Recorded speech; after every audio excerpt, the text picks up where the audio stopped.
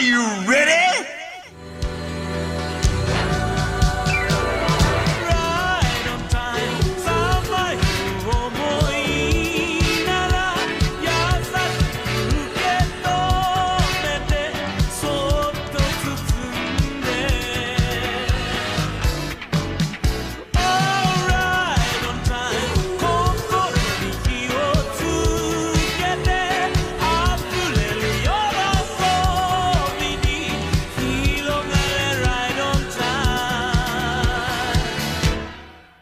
Hello, everyone, and welcome back to the Weeaboo Club Room Podcast, whatever. I don't know what I was going with.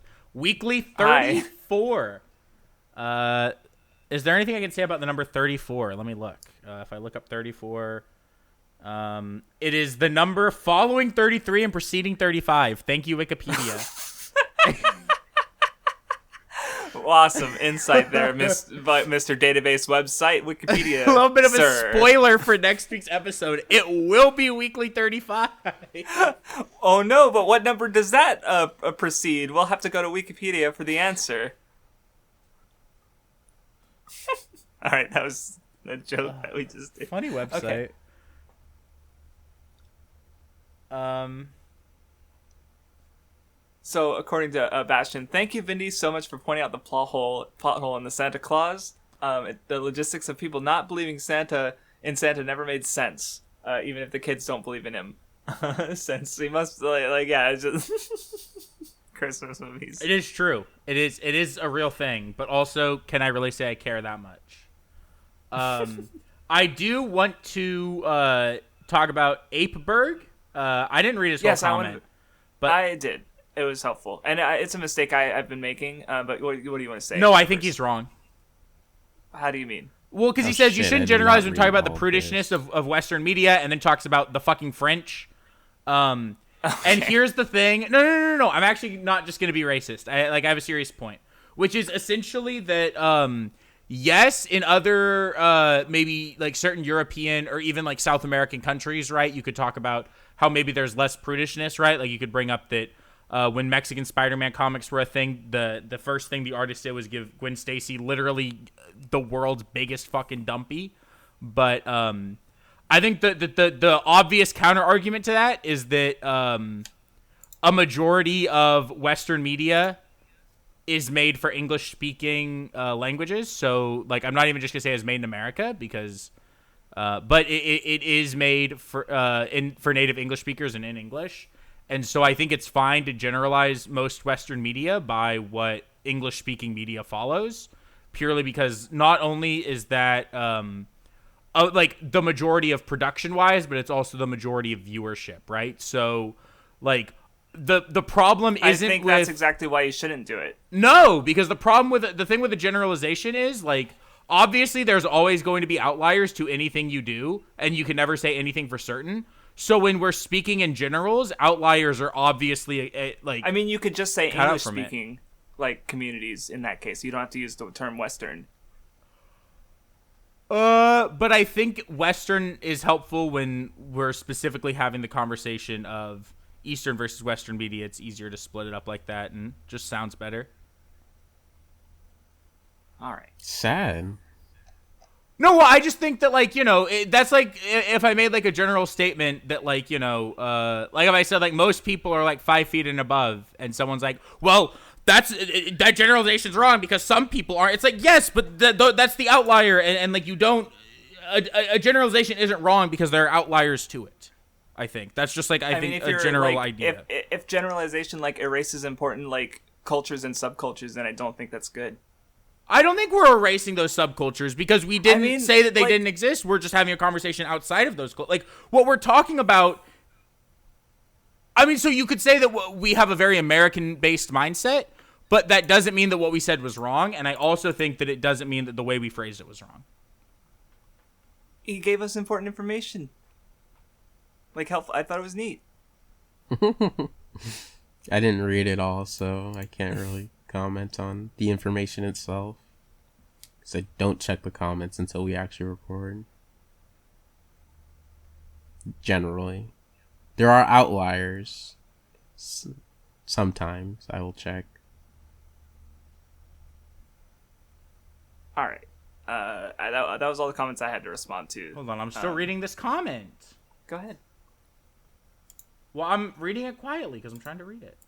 I mean, I guess another comment I could bring up is Titania's, where she brings up cartoon characters aren't meant to be attractive, and then brings up moms in cartoons, which is like, yeah, there are cartoons that definitely try to get around it, but even those, like some of the mothers that I can think of, they kind of like sometimes they won't show their faces, but like you'll just kind of like see their ass or something. I mean, I can think of characters who like I know people like do find attractive that I just personally don't, so. Mm-hmm. Didn't like I can't remember if this is true, but in Powerpuff Girls, isn't the whole reason they don't have a face for Bellum or whatever the fuck her name was, the mayor's assistant? It was just because like she's already kind of. I think it was Miss Bellum, yeah. Yeah, she's already kind of like sexy as is, so like giving her a whole face would make her like even more. I don't know. I feel like I've heard something about that. Or I don't remember because like yeah, I have no idea. I never heard about any. I just remember watching the show, and yeah, they sure didn't show her face for the basically, and yeah, I don't remember if I ever heard reason for it.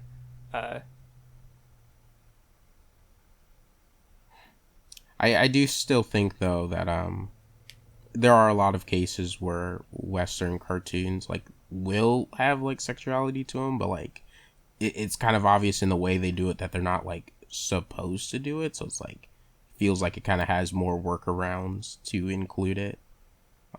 Not that it doesn't happen or there aren't like very attractive characters.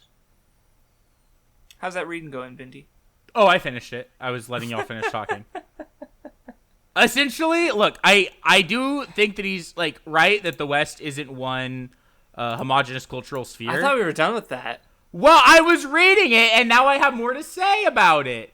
Which is that I think he's true that, like, yes, the West isn't a homogenous cultural sphere, and that you can run into issues when you talk about it like that. But I think the same goes for the East. But I also don't think it hurts not only our argument but also our phrasing, because, like, a large part of our point was about the origins of, like, Western culture going back past the 70s. Right? Like, we were talking about, like Christianity and these puritanical ideas, which did exist in Europe at the time as well. And so that, like, yes, now there are large cultural differences between different places, but that I do think that overall, like, how do I explain this? Like, I don't know. I understand his point, but I don't think there's...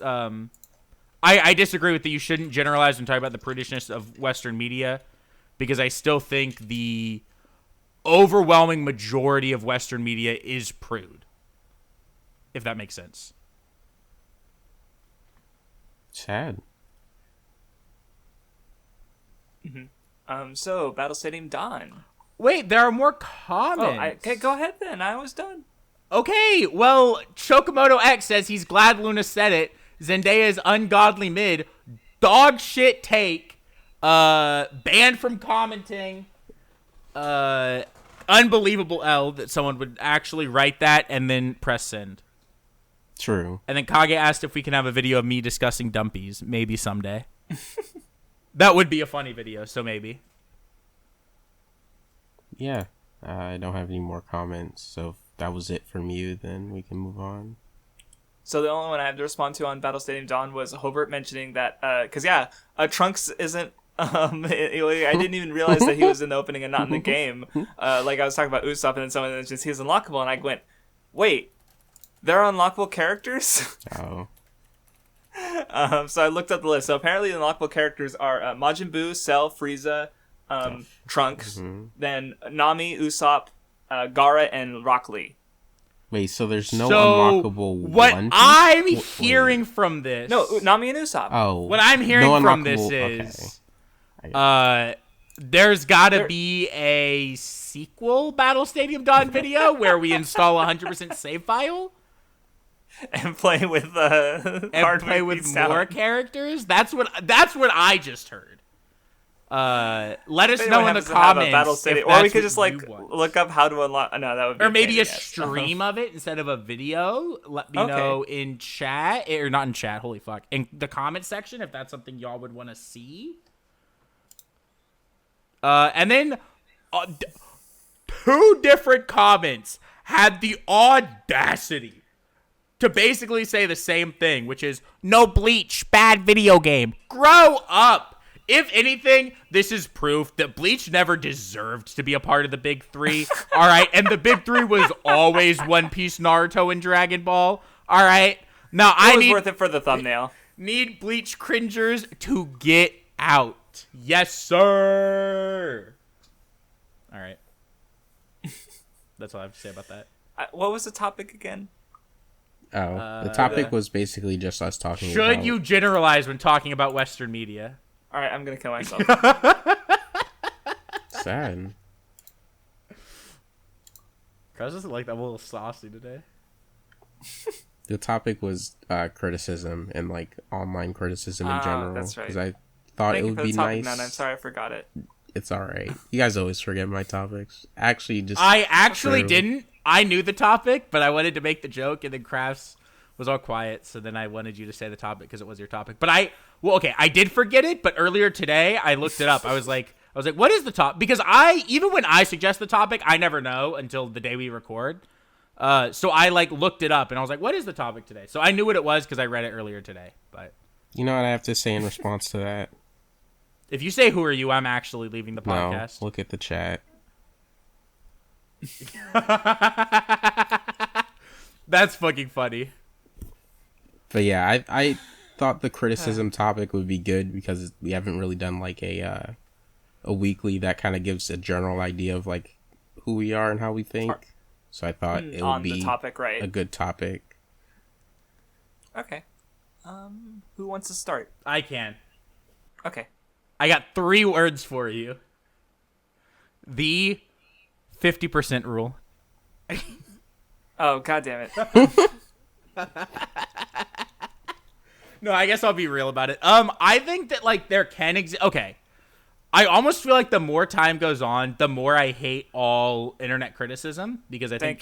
Thank you. I think a lot of it what I was gonna start stems- with. Like, I just think like 90 to 99% of online criticism is just garbage and unhelpful. When I say online criticism, by the way, I'm honestly not even talking about. I'm just not going to talk like.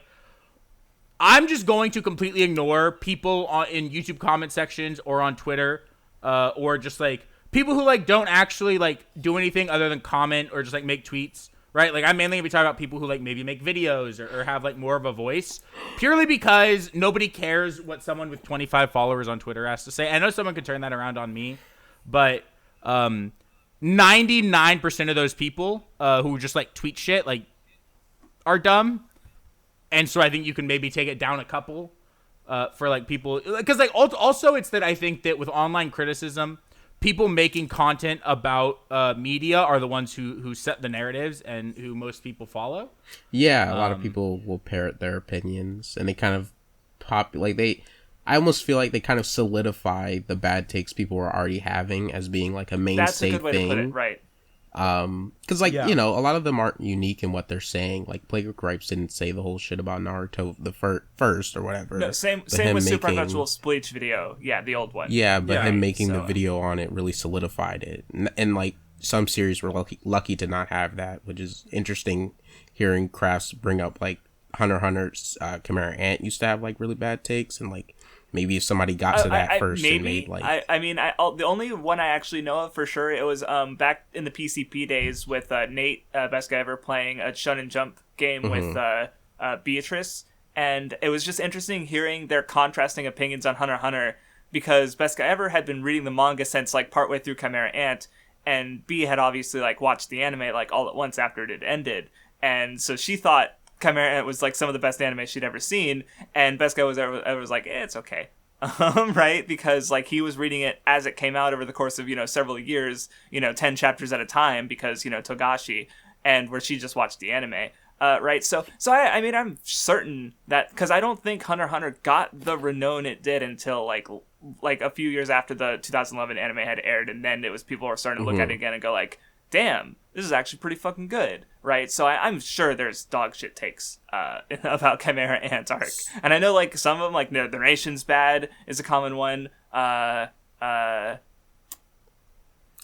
can't think of any others because I actually like the arc, so I can't. See, like part of what I've been thinking about, like hearing the idea of like, you know, maybe some people really didn't like Chimera Ant, and you know, maybe it's not as common as maybe as common as I think it could have been. 'Cause I mean, I don't think it was like super super big or whatever, but it was still a thing. And like just thinking about that, it almost starts to feel like with certain series, when people make like the thing that really grabs people's attention and kind of like solidifies the bad take, I almost kind of think what kind of reception a series gets almost is tossed up to kind of like striking at the right place and time. And also crystallize, because like again, these thoughts don't come from nowhere, but you also have to like have a convincing argument. Like I believe like Pedantic Romantic did a video chronicling like major YouTubers discussing SAO, which was, you know, and talked about how like the Digi did like the Digi videos kind of like were more negative than other people like were beforehand, and that kind of resulted in this downward, or you know, was coincided with the downward like shift in like SAO's perception, right? So you know, so even if like it's a popular show being talked by big people, like sometimes, you know, a video that people like latch onto or is convincing in one way or another, you know, might, you know, but again, like the people already, like there was already negative takes about the series in this case, right? Yeah, I mean, I definitely always think in every case there's always been like already bad takes about a series, but I almost just feel like what videos catch on are very particular on when they catch on and like how, like I think it's in different time periods. I almost feel like different bigger like looks at things would have changed outcomes for how series are now almost. I actually disagree, and I'll explain how. I wouldn't say that while I think videos can help set the narrative, I think that it's less like the video, and I think it's more that the public's going to have an opinion before any content they're swinging to one way, because it takes time generally, right, after something comes out before people can before people that people are going to listen to make content, right? Because generally the first people to I mainly think about video games because I think that there's a few examples I want to use that are video games, but I think it's very similar with any media, right? But like the day something comes out, or like right when it comes out, the first people who are always going to do it are going to be like the paid reviewers, right? Like the journalists, and nobody gives a fuck what they have to say, right? So then it's you wait a little bit longer, and then you get the people who are the voices that actual people listen to, and I think that generally, like if I wanted to be a shitty YouTube game reviewer but get like a bunch of views because I'm just parroting the popular opinion, that is so easy to do. Because all you have to do is like look at social media, see what people are saying about a game before it comes out or right when it does come out, right?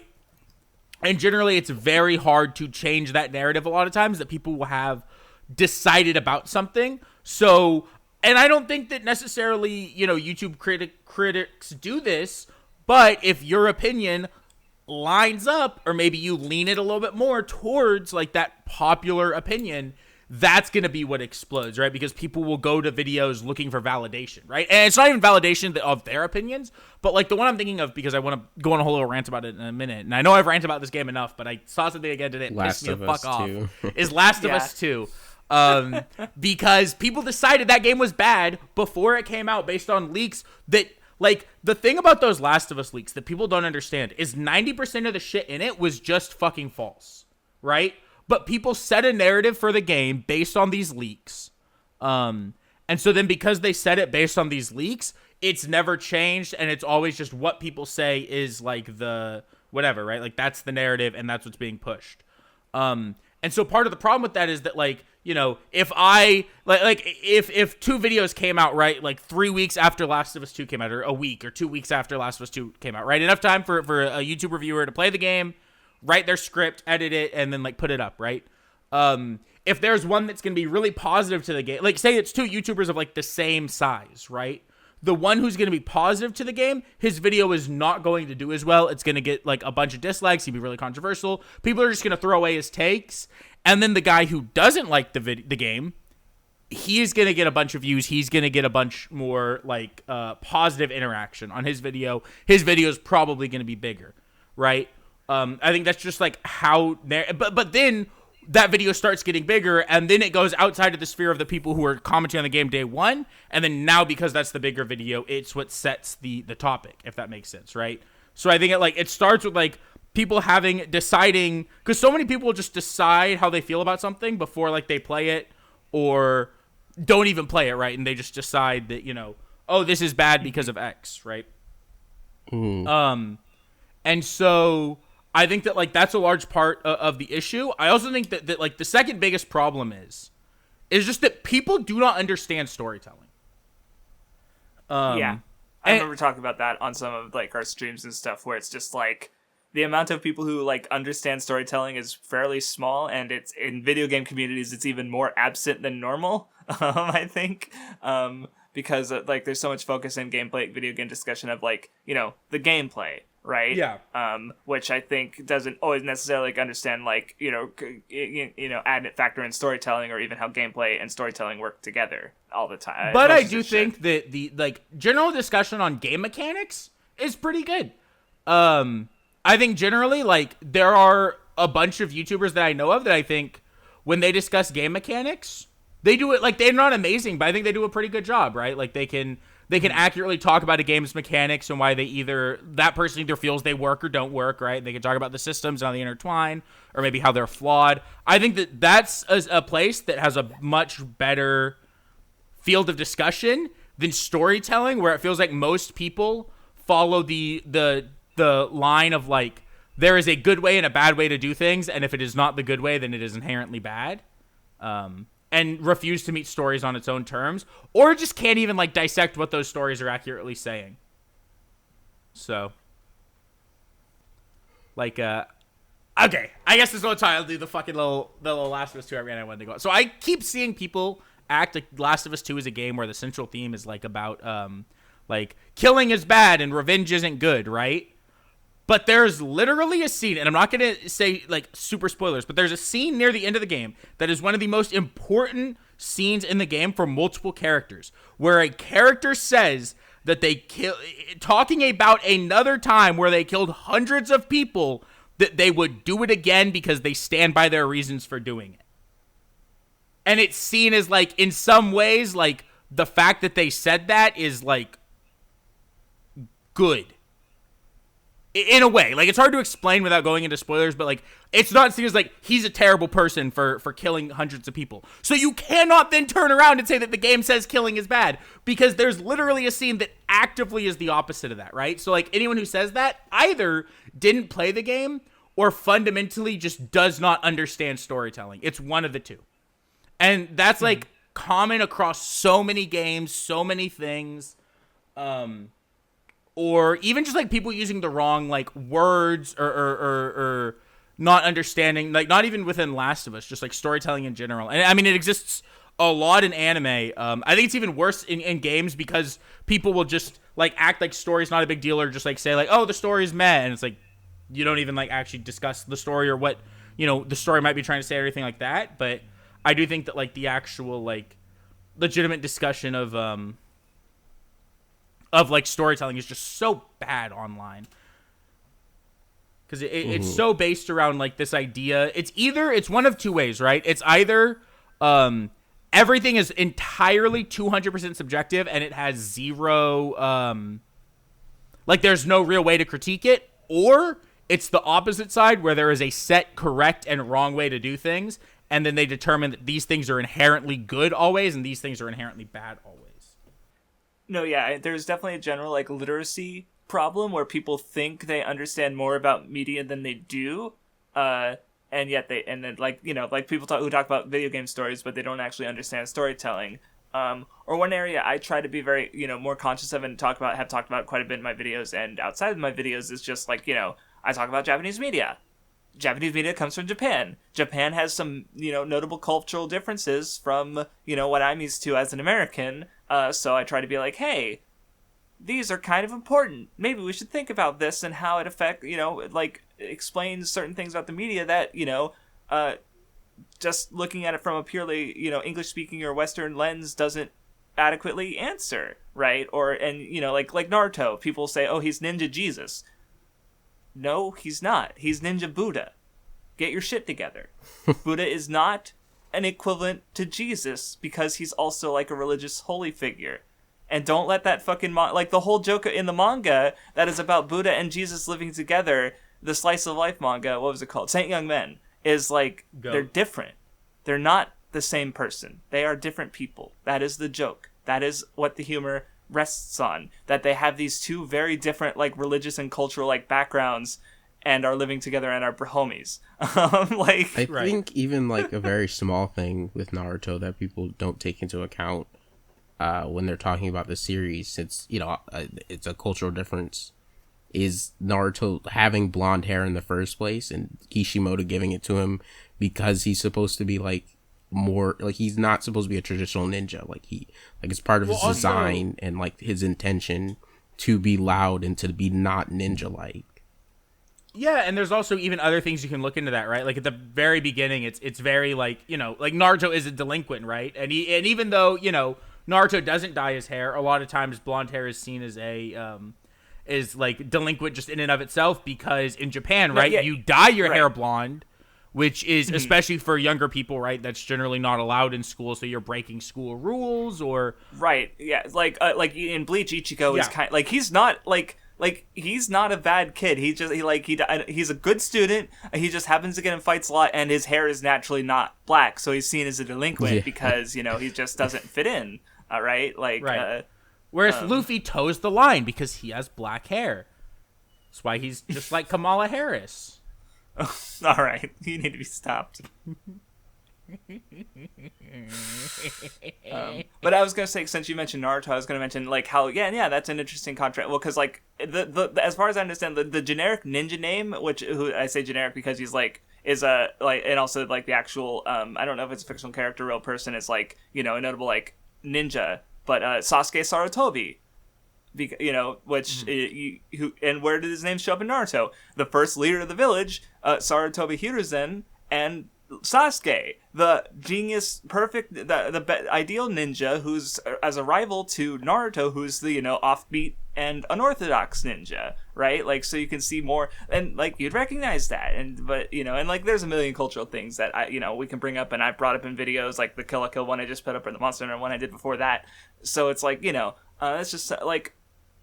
People just generally aren't necessarily as media literate as, or another instance of media literacy outside of like what we usually talk about is when Dune came out and people were like, oh, this story seems kind of white supremacist and racist, and it's like, this discourse is 50 years old. This is an old book. Yeah. What the fuck it's like, are you doing? Even if you want to say whatever, like people will say that maybe the author was whatever, but it's like you cannot say that it's a white savior story because Muad'Dib literally turns into Space Hitler. He compares himself to Hitler and says that Hitler was weak because Hitler only killed 6 million and he killed like exponentially more.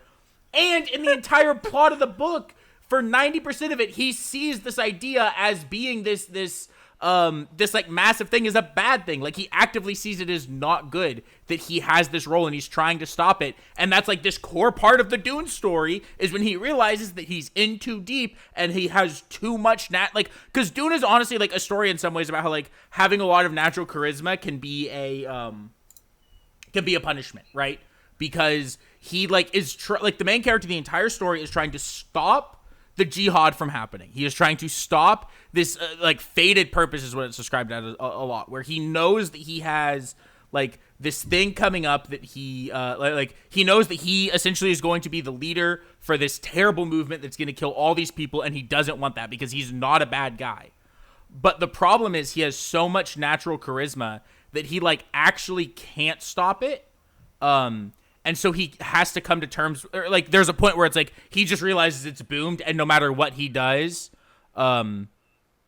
this is like the world he's leading to, right? That's like a core fundamental idea in Dune. So people calling it a white savior story are just missing the entire point of like the entire story. But yeah, it's like what I was getting at is that it's everywhere, and I was gonna kind of use that to transition to my point about like how I view critique, because obviously like and just criticism in general, because like what I just try to think about and frame it is just like sort of like what is the purpose of it, either like like incidentally or like consumer critique is what I tend to call like the reviews that come out on websites that are like, should you buy this or not, should you spend your time on this or not, right? Like you're trying to appeal to a general audience and like decide if it's worth their time, right? And maybe some reviews could be better or worse about that, right? With like just general like who is this for, right? Like because one approach is like where you talk about whether it's for you or not, and other people judge their tastes against yours and try to decide if it's for them, or if you try to like discuss about who it is for. Like I remember seeing, it was a video, someone just linked a very short video about Roger Ebert and another critic who were talking about some fucking kids movie about a dog or something like that, and it was kind of interesting because like the Ebert was talking about how like he's like, yeah, this is a movie a kid could watch, and you give it to him for a fucking like morning or an afternoon, and they'll fucking watch it, and be fine. And then the critic was talking about how it's bad, it's not a good movie. Like, so you have these two different approaches. Oh, the Siskel and Ebert thing. Thank you. I couldn't remember the other name, but yeah. So I don't know what the movie they talked about was, but yeah. So you have these two different approaches to reviews, where Ebert's talked about like, okay, who is this for? And the other guy is talking about like, well, this isn't for me, so I'm going to talk about it as though it were like, what would I rather watch, right? So, and I think they're both valid approaches. They're just different, right? And it's about like reconciling, like, okay, what approach is this critic using? Or if you are a reviewer, like, what approach are you using? What do you want to say, and how do you want to say it, right? But because there's obviously like a bunch of different types of critique and criticism, like cultural critique, like the Dune, and racial readings, or feminist theory, Marxist, fucking social, that like there's a lot of different ways to discuss the media. And so when I try to think of, especially when you get into like the nitty gritty with like standards and stuff, like the stuff people will apply to stories, and like one example is the Bechdel test, the one where someone, it was come up with, because in action movies there's a tendency, it was like, can I go on a rant about how much I fucking hate that? I'll explain, right? So, or if I don't say it, I'll leave you the floor when I finish, when I explain. So, because if by some chance, like, I feel like if you're listening to this video, you probably have an idea of what it is. But basically, as I understand it, it's the idea is you watch an action movie, and for every female character, you basically, like, how many times do they have a conversation that's not with the male character and not about a guy? The reason being, because especially since a lot of action movies are focused towards male audiences, you end up with these female characters who are mostly just like accessories to the male characters. So they don't, if they have a conversation with a girl, it'll probably be about one of the guy characters, maybe in a love interest kind of way, or they're just talking to men the whole film. And like, and that can be help. Like, what is it for? It's showing these trends and how, like, these are male-focused movies that have, right? But it's not. I don't think it's a really great standard for deciding how good a female character is, especially when you just like arbitrarily apply it to other things, right? Right. So what's the rant you want to go on? So I think we talk a lot on the Weeb Club about meeting something on its own terms,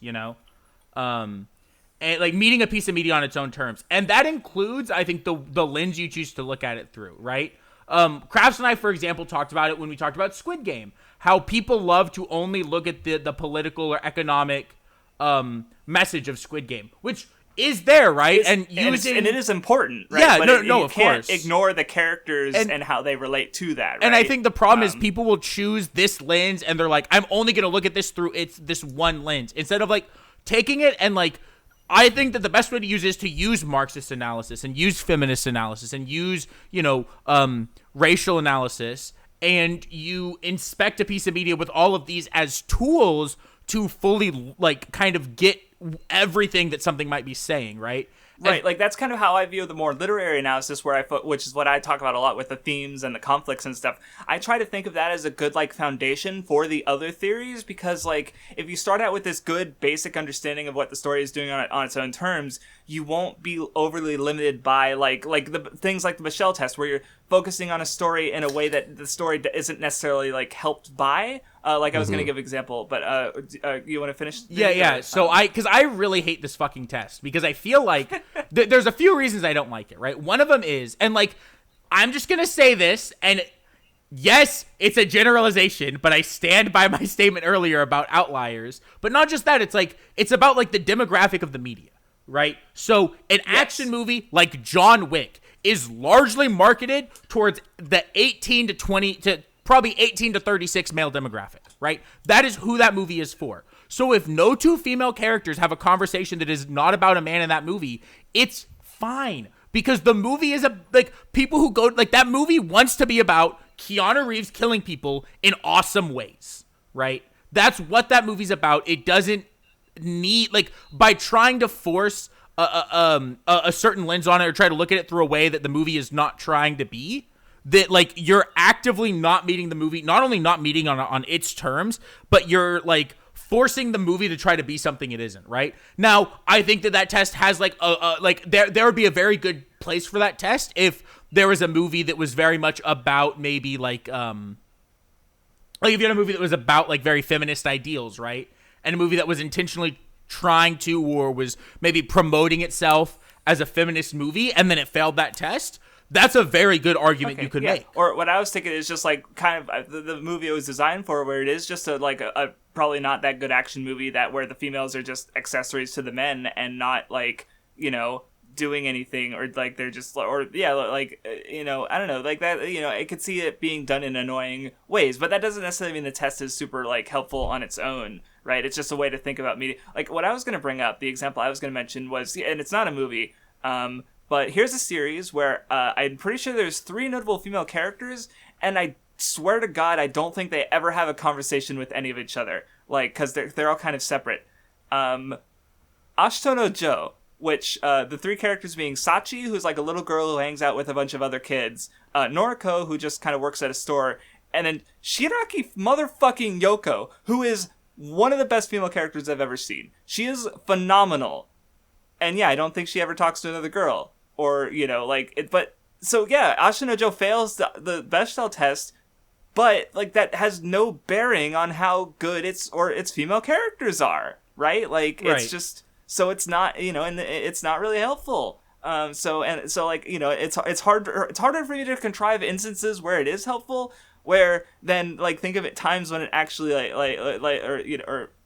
then actually, like, see how helpful it is just with what I know, because like again, it didn't tell me how good the characters and the female characters in Ashito no Joe are, but you know, so I don't know. Yeah, well, I've seen it used a lot for, like, Marvel movies, right? Like, I see it a lot on, like, TikTok of people using it, like, seeing if these Marvel movies pass the Bechdel test. Okay, why would Captain America, like, try to pass it? It's a movie about Captain America. Like, the military during a time period where women weren't treated as well as, you know, right? Like, or they were, and even outside of that, like, it's a movie, like say what you will, it's a movie about a man, right? Like, in the same way that I wouldn't expect fucking, like, Bridesmaids to pass a male version of that, right? When you have Captain America, where, like, you know, it probably wouldn't be great if there were 2 characters that were having a conversation that had nothing to do with either the main protagonist or the main antagonist or any of the major plot points in the movie, all of which involve a man in some way.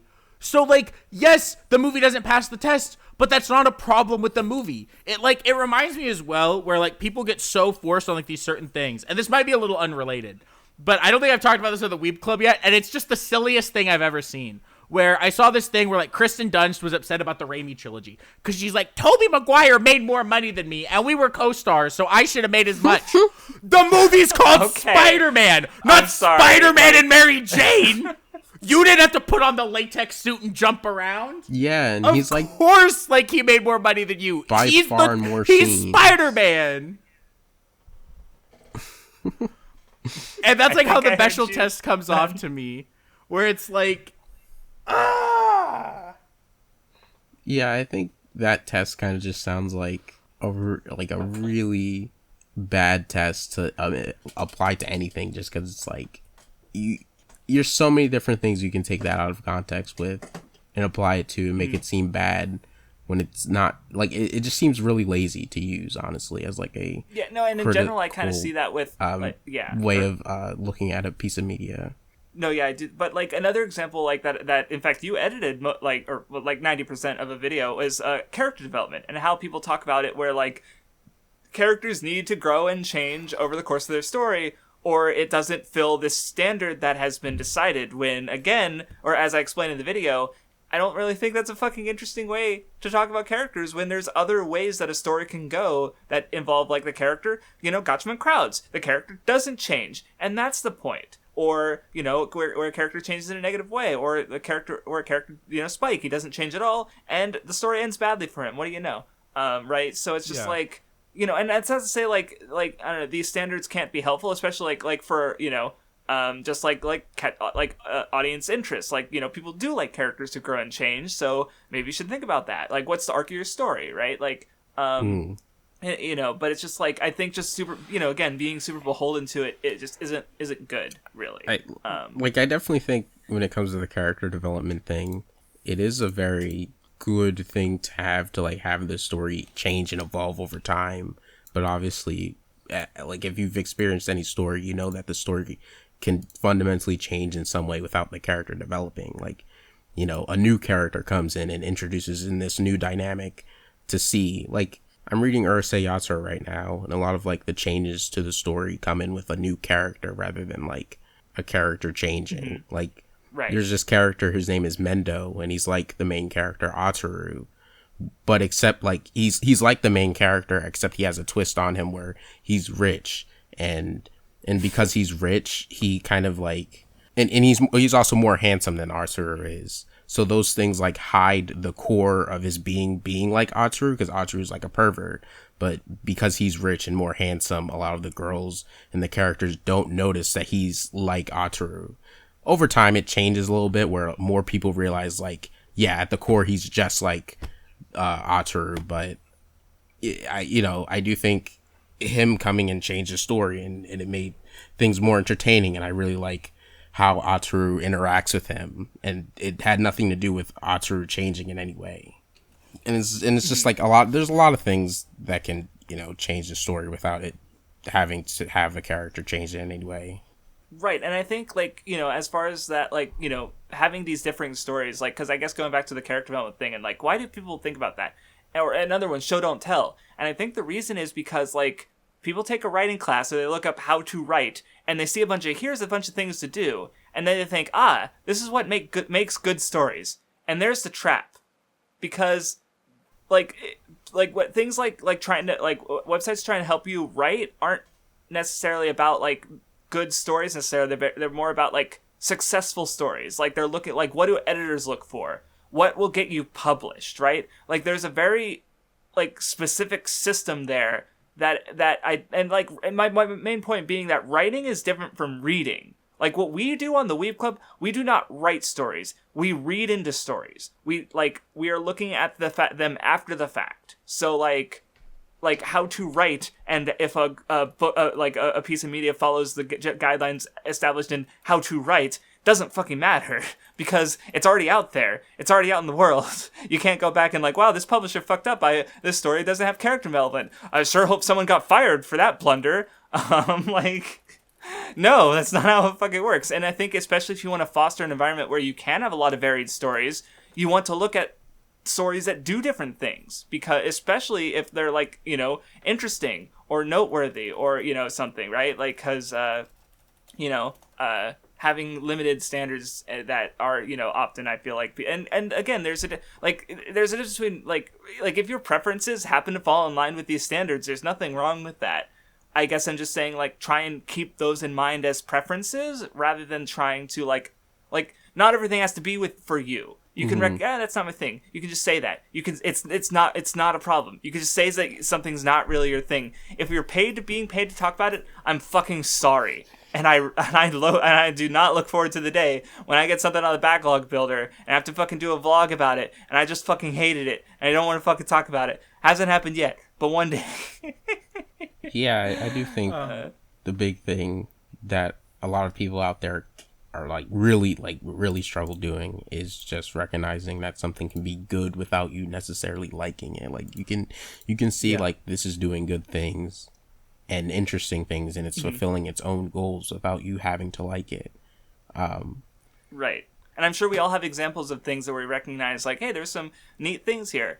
I don't care. Well, I was going to go Right. back to what you were saying about the, like, there's, like, about people thinking that these rules are consistent. Because I think that's one of the largest issues is that people hear these rules that exist, right? These storytelling rules, and they decide that these are, like, the whatever, right? Like, this is like, like show don't tell, right? Or X has to be in a good story, or Y, or X, like, you'll hear people almost complain about like an exposition dump, right? Like that's a bad thing, right? Or a character whose entire purpose is to give exposition being a bad thing. That's not inherently bad. Like the people don't understand that no storytelling, anything that is used as like a vehicle to tell a story, right? There is no storytelling trope, or I don't even know if I necessarily love the word trope, but there's no like storytelling device. That's the word I'm looking for. That is inherently good or inherently bad. You can not like certain ones, but even then, if there's one thing I feel like I've learned about like just media in general or storytelling, it's that like you really can't even make, like, I can't make, at least personally, hard and fast rules about things that I do and don't like. Because I'll decide, I'll tell myself, oh, I don't like this, or I do like this, right? And I'll decide that, like, I'll give one example, right? Is that, like, for a while, it's hard sometimes to point out what maybe necessarily what it is, like, about your personal tastes. That's something that's really hard to do. But, like, for a while, I was of the opinion that I didn't really like exploration in games. A lot of maybe the open world games or very open games I'd played that are very exploration focused, I was like, I haven't really liked them. Maybe I just don't like games that are heavy exploration focused. But then I played Dark Souls 1, which is very much based on exploration, and that's one of my favorite games of all time. So, I think that, and there's all these examples I can have of times where I decide maybe I don't like this or I don't like this, right? Like, I was like, oh, maybe turn-based JRPGs aren't my thing. Fucking Persona 4 Golden is one of my favorite games, so is Final Fantasy 7 remake, or Final Fantasy 7, not remake, holy shit, Final Fantasy 7. So, like, you know what I mean? Like, it's very hard to, I feel like, ever make these rules, even about necessarily what you do and don't like, because a story can always prove you wrong, or a piece of media can always prove you wrong. Mm-hmm. But I feel like people will say, oh, well, sometimes I get bored if I feel like a character's just spouting exposition. But there can be a reason for that inside the story, or there's nothing that makes that inherently bad storytelling. Yeah, and there can be times where it's like the exposition is interesting, right? Like, I like hearing about how Nen works in Hunter x Hunter, because Nen is pretty cool. And, like, hey, like, obviously, I've already gone through the story so many times, like, I don't need to hear it for the fucking 50th time. But that doesn't mean hearing it in the first place is bad.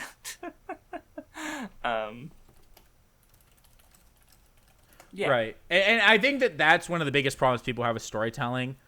And a lot of it does come from, I think, a lot of the early YouTube storytelling critics, which, I mean, probably the biggest one is like the nostalgia critic, which people now meme on him. But the problem is you can't meme on the nostalgia critic and then continue to carry on the same ideals that he held, right, for what makes something good or bad, which is what people do. And it's like a super big issue in media discussion online, is just like a lot of these ideas, and people will repeat the same buzzwords without understanding like what that means for a story, Right.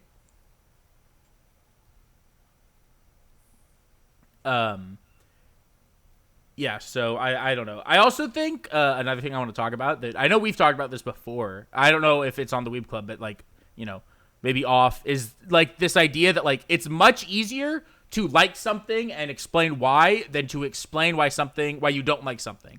Because people, and part of it I think is that like, it is just in general, like it's a little bit harder to explain why you don't like something, but a lot of times people will say, because people want to think that like they have good taste, right? Imagine I did air quotes, right? Because I did, but like whatever that entails, right? So for them, the way they see it is, if I have good taste, I like this, that means it must be good. But it's very easy to explain why you like something and why that makes something like an enjoyable experience most of the time, right? But it's very hard to then say, I don't like this, that's why this is bad. And so it's very hard, I think, criticism-wise, to it's a lot harder, and you have to be a lot more careful with your words and make a lot better, more compelling arguments for why something is either bad or why you dislike it. I mean, I think that's the case for, like, you know, us, but I think, like especially, because I've been, like, I watched my old Danganronpa videos, which especially contains, you know, my video on Danganronpa 3, which, you know, up until I rewatched it was, like, my least favorite media. I mean, you know, I hated it. I fucking hated it.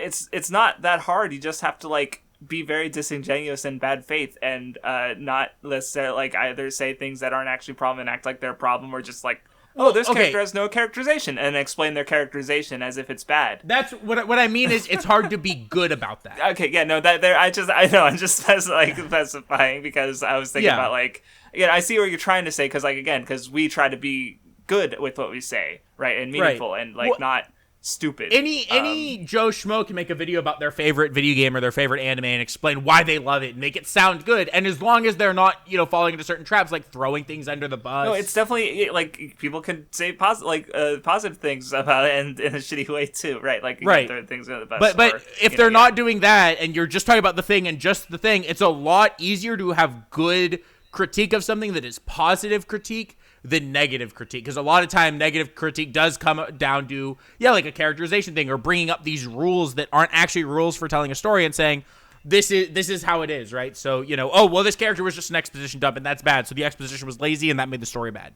See, right? I think when it comes to explaining why you don't like something, you're inherently challenging something in some way. Like, you're either challenging the story itself and what it's trying to say versus what you think came across, or you're challenging, like, the audience who will have people who disagree with you and are calling it bad, or like I think there's more of a challenge there. Whereas, like, if you like something, then you're, you know, like, I mean, you can still be wrong about what the particular series is doing, but for the most part, you're not really challenging the series. You're kind of, like, going along with the wave of whatever it's doing and saying that you like that, and, you know, finding your own reasons to like it. And your personal enjoyment can't really be, like, as argued against most of the time. Mm-hmm. Like, I do definitely think it makes a lot of sense how more negative takes are, like, it's worse to it's a lot harder for people to do because of that, because I don't think people are like, most people aren't used to having to, like, challenge their opinions with something else, or well, maybe not used to it, but it's like I think is an entirely different skill set and kind of a thing that most people aren't really I don't know the word what I mean by that. Mm-hmm. No, I get what you're saying. Mm-hmm. Yeah, it's just hard because I just feel like people are, and I mean, it makes it sound like I've said this before and I stand by it. I don't think that I'm that good at analyzing stories, right? Like, I think I'm the worst on the Weeb Club about, like, for it by far. So it's not just that, like, you know, oh, I'm just built different, everyone else sucks. But I also think that, like, most other people I think are dog shit at it. So it's like, how bad are they really? You know what I mean? Like, and a lot of it comes down to, right, it's not their takes, right? Again, people could agree with me. Someone could make a video about how they could title it, Naruto is the best battle shonen, right? And I could watch it and be like, okay, I'm curious. And they start saying Naruto does these things, like Naruto has, I don't know, like, but if they're throwing other series under the bus, or they're talking about Naruto in a way that's not even getting the point of the series, I'm not going to agree. Yeah, look, Itachi's such a brilliant character. He's so right. That's why Naruto is so good. It's like, Naruto's great because it had Toby Rama, and when he quoted Anbu Black Ops crime statistics, you know, me as a Ben Shapiro fan, I really felt that in my bones. Like, someone could say that, and I'd say, shut the fuck up. God. So, it is one of those things where it's like, I feel like people are so bad. And it makes it so that, like, I will watch videos sometimes. Like, I don't know if you guys do this, but I have series that I just don't watch videos on. Like, I have like a list of series in my head that and it's partially because I love them and partially because I know 99% of people are dog shit about them. But like, I will never, and I don't care if you're a fan of me or the Weeb Club or Kingdom Hearts, I am never going to click on your Kingdom Hearts video. It's not happening. Good luck. Okay, I do not watch Kingdom Hearts videos because everyone's wrong. I'm right. And it's almost like the general discussion about the series is so bad that like I can't I just don't want to hear it because I know what most Kingdom Hearts videos are going to say. Even if they like Klimps is a YouTuber I like a lot. I'm never going to watch his Kingdom Hearts videos. I don't care how many people tell me they're good because he's going to say one thing that's just dumb and it's just going to he's going to lose some credibility in my eyes. You know what I mean? Mm. Yeah, it kind of like pisses me off about like stuff like Kingdom Hearts or other things is it just feels like everyone gets indoctrinated into the same idea about it.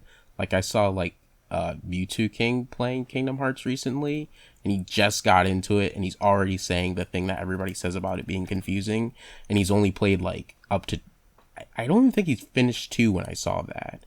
Yeah, and it's not even that doesn't make sense because like I refuse to believe Kingdom Hearts is confusing because the game tells you everything directly. It states it to you like you're a 4-year-old. I think even then, like, especially early on, there's nothing to be confused about. But the fact that, like, people are, like, I think it's such a rampant idea. People just go in thinking it's confusing, and then they just, like, fucking, like, just can't understand it because they're already thinking it. One even go on Kingdom Hearts and another example of someone using a term but not actually understanding it, right? Is when Kingdom Hearts 3 came out, Leffen was like, this game sucks, you're floatier than Jigglypuff, which, okay, granted, that's funny, but it's like saying that is directly misunderstanding what makes, like, because, like, when people talk about Kingdom Hearts being floaty, right, what they're talking about is that in Dream Drop Distance and Birth by Sleep, the player has less options in the air than you do on the ground, and it takes a long time to fall. So if you're ever in the air, which some combos bring you into the air naturally, you are stuck, not being able to do anything, and you have no defensive options. So I could be doing an attack, the combo puts me in the air, and I cannot hit the ground before I take damage. I take damage that there's nothing around, right? Yes, in Kingdom Hearts 3, it still takes a long time for you to fall, but they fixed the system by, instead of making you fall faster, they gave you defensive options in the air, right? Your air dash is cancelable, or you can use it to avoid damage. You can also guard in midair. So now you have defensive options in the air, so it's not the same thing, where the floatiness is actually not an inherent issue, like it was in previous games, where just doing your basic combo would put you in the air and leave you susceptible to damage in ways that you couldn't avoid. So it's like, that's just not understanding it, but saying that, like, the online meme of, like, oh, this is bad because of this. When, like, you're just misunderstanding the problem. And, like, I feel like people just do this all the time where they'll, like, fall into these memes of just, like, the bullshit without actually, like, understanding what they're saying, like, entails. Yeah, and it doesn't help when, like, and I've noticed even in just our communities where, like, people will just quote the bad takes as memes and call attention to them, even though everyone like, and I did it too earlier in the episode, don't get me wrong, but like, I don't know. Yeah, I mean, I definitely understand what you're saying, because it's like, it really annoys me when somebody's like reading Naruto or whatever. Yeah, that's a little, see, at least like when I did it earlier, like we've all, you know, read Naruto, we've all, like, you know, like I put out a fucking video on the topic, right? It's like, it is like, I guess that's what bothers me, yeah, when it's like someone is literally going through the series for the first time. Just let them do it. Don't hit them with bad takes and no, memes. it's they also don't the person who's reading it that does it though. It's like I see it and I'm like, just enjoy Naruto. You don't have to bring this up when you're just reading it. Like just enjoy it. Like stop. Like that's like it sucks that it's like it's my favorite series, but it's like I want to talk about it less, kind of, just because it's like I don't want to be that guy. Well, one of my I don't know. No, I get what you're saying. One of my best friends recently read Naruto, right? And he's on Twitter and stuff, so he knows a lot of the bad takes, right? And sometimes I would tell him like what people think about like something, right? And sometimes I would just do like the obvious meme because it like I think in some ways it can be funny. Like when I brought up the Luffy being Kamala Harris thing. That's just so fucking funny that I'm sorry I'm going to bring it up every chance I get. It's fucking hysterical that someone would say that. But like when he like finished Rock Lee Gaara, I was like, congratulations, the series goes downhill from here. And he knows I don't think that's the case. Or maybe I said it to him like when he was already after, like he might have passed Naruto Gaara and been like, this fight made me cry. And I was like, wrong, peaked at, Gaara Rock Lee. Where it's like the obvious thing that everyone knows. But then he would also come to me with some of the bad takes occasionally, be like, how do people think that part 2 is not better? How do people not like the war, right? This is the best shit in the manga. It's like, yeah. But yeah, people parroting bad takes. The problem is when people parrot, like, and sometimes I'll do it too. Yeah, I mean, we all do it for sure. Like, I'm not saying I don't. Sometimes it's really funny, but when people try to do it to, like, make an actual point, it's dumb. But sometimes there are just takes that are so ridiculous or so bad that just, like, I feel like I have to bring them up because they're hysterical, Mm-hmm. Like, it's definitely not always bad, but it's just, like, it's such a consistent thing that everyone does when reading Naruto or Bleach, and it just annoys me, and it kind of, like, it's almost pushing me out of, like, Discussion spaces? Nah. Or I was thinking of something else that's, like, a little bit unrelated, kind of, sort of. Never mind. I have a question for y'all. Do y'all feel like you have any creators or people that are outside of like our direct sphere that you generally think do a really good job at specifically understanding storytelling? And like when they talk about stories, you can think of minimal times. Because obviously, right, like, I can think of times, like, I cringe at things I've said in the past. I know both of y'all cringe at things you've said in the past. And I know that when I read Fairy Tail and watch the tirade, I'll cringe at things Craftsdwarf says, right? I made a whole video series of me cringing at the tirade. Right, like, after the fact. So, everyone misses sometimes. But I would say that, like, misses rarely enough, but has, like, enough good takes that maybe, like, aren't, like, the popular take or whatever, that, like, you generally think you would say that, like, it seems like they understand storytelling pretty well? Yeah, I can think of a... I mean, the obvious answer for me is, like, Lindsay Ellis. And, like, yeah. I was ready for it. her miss is obviously, like, I don't like when she talks about a lot of the MCU that isn't Guardians. Though I haven't watched the Loki video, and I don't know if I will, even after finishing Loki. But, she could be, I don't know. And whatever. But I guess as far as, like... And her Raya video, or her Raya comments were a big miss. But that's, we talked about those on stream. And, yeah. There's a reason she's not on YouTube anymore. Which is sad. Well, I mean, like, no, that was... Oh, wow, they came off way worse than I intended. No, it's like... I know what you no, they meant, were bad but comments. it still Yeah, but funny. no, like, I mean, like, it was more like... I didn't mean to say... Fuck, I put my shoe... No, I really like and respect Lindsay Ellis a lot. I didn't mean to say it like that. I more meant just, like... Right. I'm just referring to, like... Yeah, because that wasn't even really the reason. Like, there was a lot of resentment against her in general, and that sort of, like, snowballed it. And, like, honestly, the original tweets aren't even the worst thing, but, like, they're not even really, like, I don't know, they're not good. And, but, like, whatever. I don't know. I'm gonna get the shit out of my mouth. I also, like, I can't think of a lot of times where he talks about the story necessarily, but I guess I do like just Super Bunny Hop as far as other content creators go, because he makes interesting videos. But the problem is that, like, I can think of examples of people who have wait, actually, can you say the specific wording? Yeah, of the question so again? I'll re-specific, because I actually use specific wording for a reason. Because I can think of, like, a lot of YouTubers that I think are maybe good about talking about, like, gameplay or other things. But it was specifically YouTubers you think that generally, from what you've heard, it sounds like they have a decent understanding of storytelling to the point where, like, when it sounds like they talk about storytelling, you have a pretty decent idea that they understand it, or you know what I mean? Like, they might miss, but it's rarely enough that if you understand, like, my point. See, like, I would consider Mathwiz in our circle, even if I also consider Mathwiz in our circle, because even if she's not on the Weeb Club, like I'm not counting people that you directly know, right? So right. You directly are good friends with Mathwiz, so she doesn't count. Yeah, I guess other than pause and select, I guess. But even then, he doesn't really talk about storytelling necessarily, even though he talks a lot about media and stuff. So I don't know. So I guess that only answers Lenny Dales. Go ahead and done. Sorry. It's hard because it's like everyone sucks except for us. I have people that I like, but it's like I always just think of the times where they had some exceptions where they missed, or it's like right. Well, everyone. But that was why I prefaced it. Everyone misses, right? We miss. So yeah. I mean, see, like okay, let's lower the bar. Are there any content creators? Well, I have one for storytelling. Well?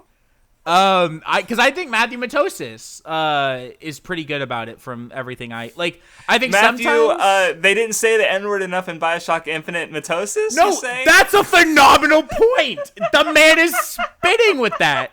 Because the point was specifically, I guess, think it's funny out of context. No, it is really funny, but that's not even the best Matthew Matosis out of context idea. It's that if Tetris is the perfect video game because if aliens came to Earth, they could understand Tetris, but they couldn't understand Pac-Man because aliens don't know what ghosts are. So Tetris is the only video game that we know that aliens would be able to play.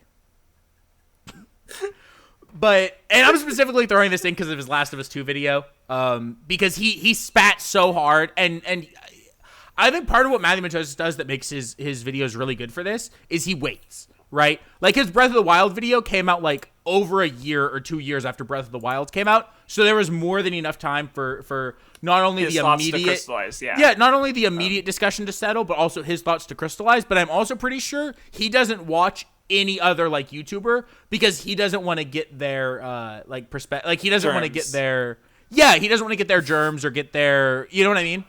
Another one I'll actually say is Joseph Anderson. But Joseph Anderson specifically because he's actually a writer. Like, he's a published author. Oh, I didn't know that. Well, I don't know if he self-publishes, but I know he writes books.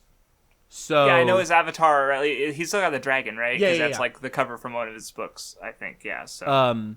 I haven't seen a Joseph Anderson video in a while because he's been on this. I haven't either. He's been making these the Witcher series. Thank you. I haven't played it either. I haven't played it, and I haven't read the books, and so I haven't wanted to watch it yet because I really want to experience The Witcher.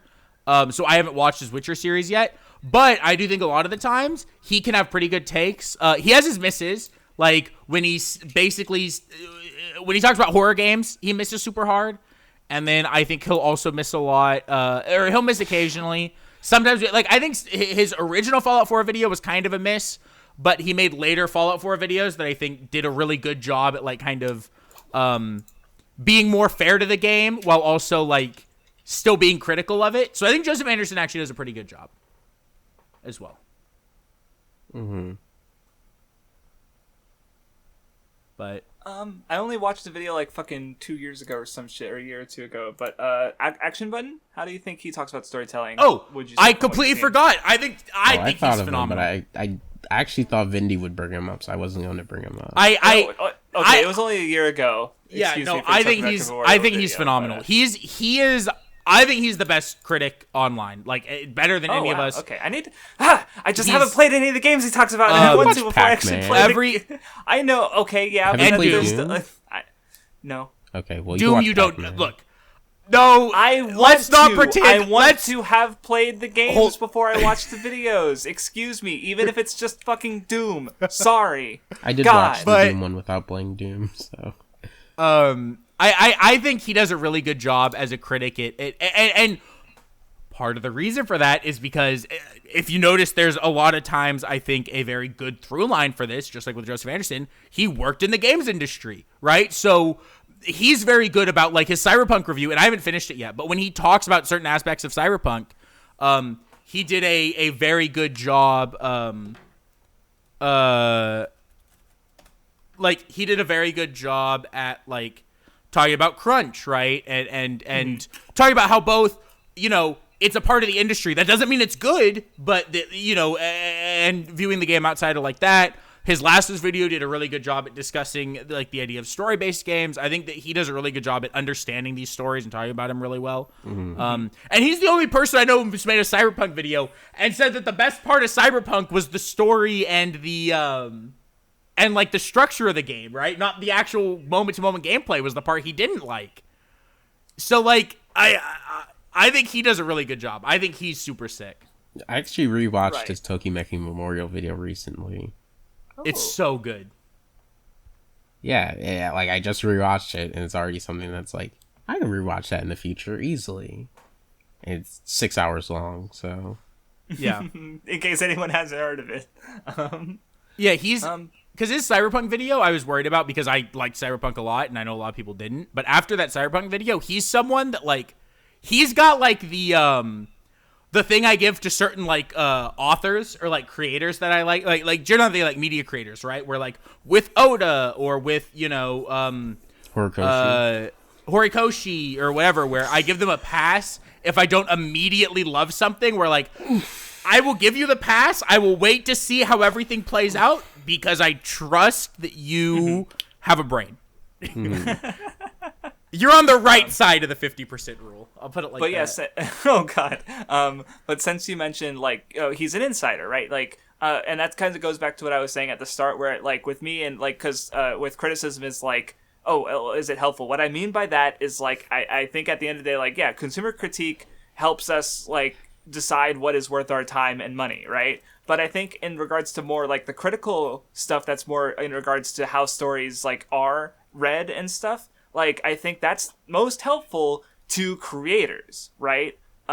So, you know, in that case, like most of the discussion online isn't necessarily, like, I think maybe some people think it's for creators, but it's not. It's for the people who are engaging with the media, who are also all dog shit stupid. No, obviously not all of them, right? So, like, I don't know, I just, like, you know, so, like, it makes sense that people like Joseph Anderson or, you know, Action Button, they have these very, you know, they have interesting perspectives because they are creators. And, like, one thing I've said multiple times is that I do think, like, one thing that has helped me a lot as a creator was writing, you know, a fan fiction, a really long fan fiction that made me realize, like, how creating a story, a long story, really works, and just having that in mind when I think about other stories, right? Mm-hmm. You know, so, like, Yeah, I don't know. I do see what you're saying, because it's like, I think when you actually do it, it makes you much more sympathetic and compassionate about certain shortcomings you might find inside of someone else's work, or you can also understand, like better understand the idea of, like, having your own goals, so it's not necessarily bad if something doesn't, like, hit the mark on what you want it to be. Yeah, like, I do think in a lot of ways, I think I was thinking about this at some point, just how, like, people are very, like, people find a lot of fun in kind of tearing something down, or kind of, like, just saying a bad negative thing about something just because they want to. There's definitely catharsis there in both, like, doing it and, like, consuming work like that, I think. Mm-hmm. But I also don't like it because it's not often, like, because, you know, I prefer to respect people's, you know, expression and, you know, people, if they have my respect, which, you know, you know, so that's why with my videos, I don't think the negative ones were respectful to, like, the piece of art. And another, like, thing I have is, like say with something I don't like with Mahoka, I was still trying to be respectful towards it in the discussion, and my kind of reasoning for that is, like, you know what? Like, this is a popular thing. People like this. Oh, excuse me. People like this for whatever reason. If I'm a caustic asshole about it, then the one guy who has, like, a really interesting reason for liking it isn't going to tell me shit, right? So, like, so that's kind of why I try to, even with stuff I don't like, I tend to, you know, like, and to be in fairness, like, there isn't a lot that I've engaged with in the last few years that I've, like, really disliked. You know, like, like, it's happened for sure, but I can't, Zanger of a Killer, I reread that and I still fucking hate it. But, you know, like, you know, so that's just one way I just try to go about things, but, yeah. Yeah, well, so I have an interesting question, because this is something I think about a lot personally. Which is, do y'all feel like that as we maybe, like, are getting better at understanding stories and trying to be respectful to creators, do you think that, like, we generally are much more positive to everything, if that makes sense? Like, I think so. Like overall, I would say that like if I had like a Mal, right, my average score would have gone up from where it was years ago to now by like maybe a point or more. Yeah, mine's been going up. Yeah. Mine's visibly been going up because and like especially when I rewatched Danganronpa 3, I had 3 1s on my anime list and they all went up to like 2 4s and a 3. Right, so that's an increase, right? And I mean, also, I have been rewatching things and the scores have been going down, like in the case of say Legend of Galactic Heroes. But but it's still a favorable score, right? It's not like it went down, but it didn't go down to a 4. Right. And the other thing is, I also don't rate shows that I drop, right? So so there's like 80 shows that if I finished, they'd have scores 5 or lower. If not, if that's not generous, and then like, so obviously my average would go down, but I obviously I'm not gonna fucking finish this show that I like watched 2 episodes like, wow, I hated that, like especially with the fucking seasonals that we've been doing with the fucking roundups. It's like, yeesh, there's some. I'm gonna watch. I'm a completionist. I'm gonna watch Deep Insanity, The Lost Child. I'm gonna watch all of it, even though the first episode was bad. I hated it. Like, Jesus. Right. Yeah. Right. So, and that's just because I could rate these shows that I dropped, but I don't fucking feel like it, so I'm not gonna. Because I definitely feel like that, at least personally. Like, I feel like the better I get at being able to like look at something and judge it on its own merits and try to be fair to that thing, the more I almost always come away with, at worst, most of the time, right? There are outliers. There's always gonna be an Ichigo 100% or in Anohana things that. Yeah, got a high school pun things where I just have like major fundamental issues with that I'm never going to be able to reconcile with that piece of media personally. Where normally, like, I see it and I'm like, yeah, it's fine. Not for me, but I think that what it's doing, it does, and I respect it. You know what I mean? Right. Like an example for me that I was thinking of earlier is if I watched like Invader Zim years ago, I might have just like made this show's so overrated, but like because I don't like the show, but like watching it, I respect it a lot because it's stylistically like different and interesting, and it's weird and creepy and gross in ways that like when I think about Nickelodeon shows, I don't think about they're not like Invader Zim. It's different, right? And like even my biggest issue with it is that it's just not that funny. Like I'm not laughing every episode. Like there's very few jokes from the show I remember as like, hey, that's pretty funny. Like that's the only reason that I consider the show not my thing, because I do think it does a lot of like neat things, like in its own context, in the context of like when it was coming out and stuff. But like again, like yeah, if I watched it like 5 years ago, there might have been made a video shitting on it and how it's this show's unfunny garbage. Blah, blah, blah, blah, blah. Like it's fucking fine. Calm down. Yeah, well, and I think that comes down to, and I would think y'all would agree, is that like most professionally made media is like not like it's professionals making it who know what they're doing for the most part and like are competent. Like it's not going to be dog shit. There's a filter, right? Like look at Jump Manga. Even if there's like Mamare fucking Protect Me Shukamaru, which is like one of the newer series, I don't like it, but like this still got through the filter of editors being sent, multiple stories a day, reading them and going, no, a billion times, right? Right. And maybe they'll feel, hey, let's get a one shot from this guy, and we'll run that and see how that goes. Maybe that'll happen, and then eventually that might become a series, right? Like when it comes to professional made shit, there is a filter, and so we don't see a lot of the bad manga that have been sent to Shonen Jump, right? Even if you hate Ichigo 100%, like there's, like, and yeah, I don't like it, but it was a thing that happened. Yeah, I mean, I've been thinking recently that like, I think this is definitely something that can make like a lot of people cringe at the idea of thinking it, but like I do think it holds truth in just that like, if something's popular, honestly, like there's a reason. Well, not only is there a reason, it kind of almost has to be like succeeding at some, like it is, yeah, it's succeeding at something, and like no matter what you could say about it, it obviously reached an audience, and I almost can.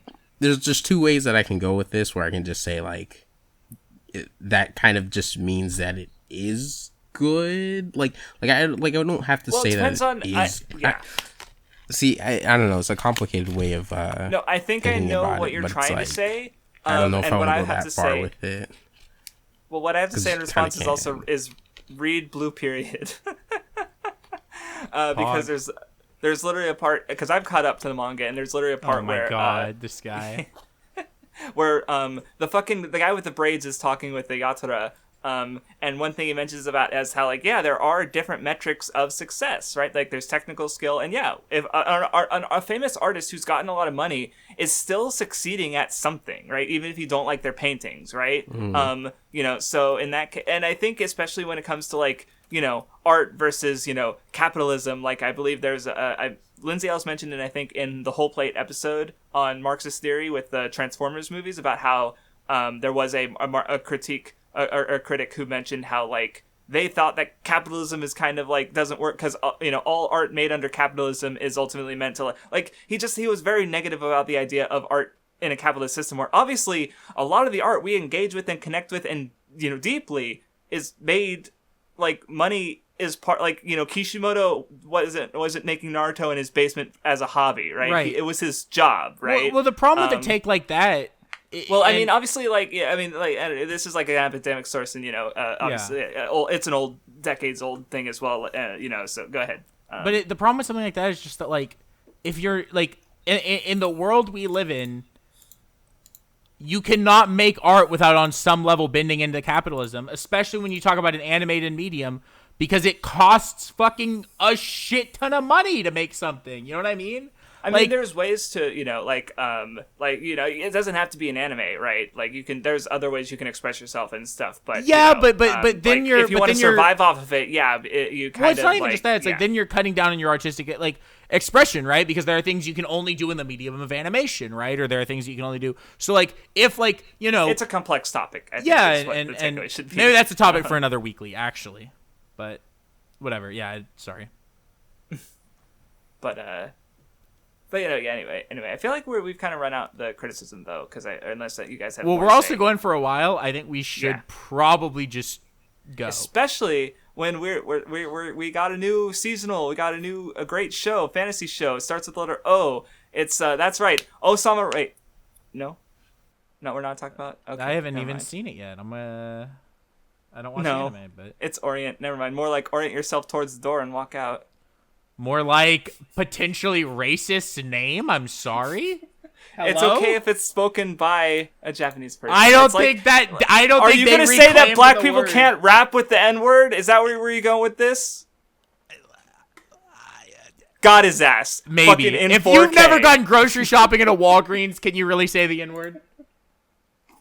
What does that even mean? I don't know. I thought that earlier today when I was grocery shopping. I was like, this would be funny to say. Make a joke. I was like, it'd be funny. It'd be funny. Why would you like, be in the Walgreens fucking? I wasn't. I was at Kroger. Like, it'd be funny if I said. And I was like, it'd be funny to make a joke that only black people go grocery shopping at Walgreens, because I'm pretty sure that's probably true. And that was the extent of my thought. What the fuck? Anyway, I'm not gonna. So, the first thing I want to say about Orient is that I've been reading the manga since chapter 2. Really? 114 chapters are translated, and there's more that are out, I'm sure. So, I want to hear what you guys think first. I didn't know you were reading this. I've been reading it for like 2 years. I feel like I have seen it on your Mal, but I completely forgot until you mentioned that. It's not like I talk about it or anything. I hadn't even heard of it till it got picked, so I didn't know you'd been reading it. That's wild. I hadn't heard of Orient? No, because I never read Magi, and I don't care about it. Sad. But I feel like the Alibaba gets called a rat. I've been reading it for at 3.5 some years. Holy shit. I've been reading Orient for 3.5 years. I thought it was fine. I thought it was pretty good overall. It's hard because now I'm gonna say, hey, we've been talking about cringe discussion, so I'm gonna say a cringe statement, but it's just fucking true for me right now. Not that I don't love shonen, because I do, but I've seen so many like chapter 1s of shonen, or like, you know, realistically we watch 12 episodes, so it's gonna go through like the first like arc, right? Like it's gonna go through like, you know, like whatever, like the Land of Waves, or like the arc that like Plunderer went through, or, you know, the arc that like, Kimetsu or Demon Slayer does in its first 12 episodes, where it's like, that's not the part in a show. Like, that's the part that I feel like I read in like a day. And then the next day when I read like the first big part is what really will get me like to really enjoy a battle shonen. For Orient, like I would, because basically just finished its first like big arc. Okay. As far as what's translated in English. Because again, this material would have like been serialized a little while ago because they're behind a bit. But yeah, no, I see where you're coming from. Because, it's not even that like it's bad at all, because I could see myself legitimately really liking it when it keeps going. I like that, obviously the two main characters are a play on Miyamoto Musashi and Sasaki Kojiro, right? Like that's, and then I like the idea that they're in a world controlled by Oni, but everyone thinks that the samurai are bad. When the samurai are, you know what I mean? And the fact that, like, now they're, like, underground. And all of a sudden he came in on a motorcycle. Like, I could see myself really liking it. But essentially what I'm going to expect from, like, this is like, let me watch it and see if I could see myself really liking it. Is that motorcycle? Thank you, my favorure Craftsdwarf character. I'm so glad we heard him again. You guys haven't talked to... you guys haven't mentioned him in a while. So, I'm excited. I feel like I haven't heard him in a while, but I heard him, and like I've been hearing him. I just didn't say anything. If you say it every single time, I don't know, maybe it gets worn out. I don't know, but anyway, go ahead. So I feel like it's gonna be hard for me to be super on the Orient bandwagon, unless it adds a super hot lady, and the girl in the ED I didn't think was super hot, because like I think I was like Plunder I was super on. Were you like passed out during the opening? Because she was there too. And the motorcycle was also there. No, I didn't notice the motorcycle. Or maybe I don't know. Didn't recognize it for what it was. Okay. Yeah. Because I think when you don't know what an OP's visuals are going to be, sometimes like your eyes just glaze over and you listen to the song and you're like, okay. People always bitch, though they spoiled X in the opening, but it's like, what if they're just teasing it?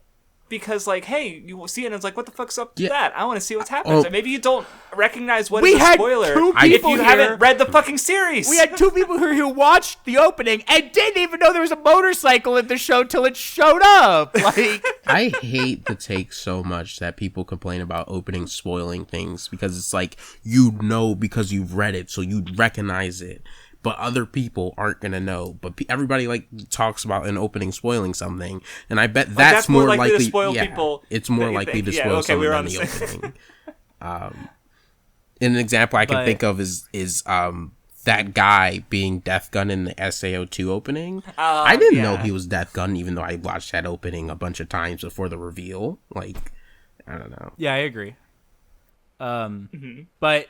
So it's going to be hard for me to say, like, I'm super on it, but I thought it was fine. I do like the friendship bullshit towards the end, and I like the main guy's weapon. I really like the part where it was, like, he uses the earth as a scabbard, right? And so he has it, like, in the ground to really, like I could see that being used, like, thematically as, like, the very world itself is fighting back against the demons or something, which would be like really cool to see. Or even just in this episode, it kind of works with how, like, because he's kind of conformed to like live without being discriminated against for being a bushi, but he's also found for wanting to be a bushi different. Right, for wanting to be a bushi. Well, yeah. Where Kojiro is like, he's wearing the sword because he's the son of a bushi, and where Musashi doesn't, and that there was some kind of resentment there. But, Musashi, like, he has this unusual sword style, for the things he's learned by conforming, in a sense, which is something I hadn't thought about before, actually, before rewatching the episode. I haven't seen this book in material in 3.5 years. I thought that idea, and I would like to see more of that idea of, like, the him being both a member of the world and because the Bushi are very clearly not actual members of the world, right? But he grew up as a member of the world. So I would be interested to see more of like that dichotomy, holy fuck, play into it. But yeah, I mean, it's really hard to fully judge, obviously, what a show's going for thematically off of just the first chapter. Right. I'm really glad that, go on then, sorry. Oh, no, you can go ahead. I was just gonna say, I'm glad that, like, I'm the only one here who's read the manga, because I made the joke about orient yourself towards the door and walk out. I actually do like the manga. Don't get me wrong. I don't like the adaptation is like it's almost Plunderer tier, where it's just like doesn't. Oh, you look think so? Good. Really? It just doesn't look good. I don't like how it looks at all. I definitely thought there were some parts that didn't look like the best, But like it's not plunderous as the episode went on, it kind of ruined like anything yet, it kind of won me over a little bit more because it was like more consistent and like. I mean, maybe okay. I'm gonna drop a minor spoiler here out of context. I don't think this makes any sense. And have either of you guys read Magi? I've seen it. I've seen the entire thing, and I've read like the first couple volumes, but I haven't seen any of it. Oh, so why is it still? Oh, because I saved it as a spoiler. Oh my god, her titties are out. Her art is fucking phenomenal. Otaka Shinobu's like this page it's one of my favorite pages from Orient. Out of context, like I said, I don't think it spoils anything, but it's just fucking insane. I can't, and in context, can't spoil anything. I'm just looking at her titties. And in context, I was like, holy fuck. So like the anime not looking good is just like yeah, okay, well, you know, it obviously, and you know, anime usually doesn't look as good at the manga, but or like it obviously can't match up to the art quality just based on like how much time is spent on each image.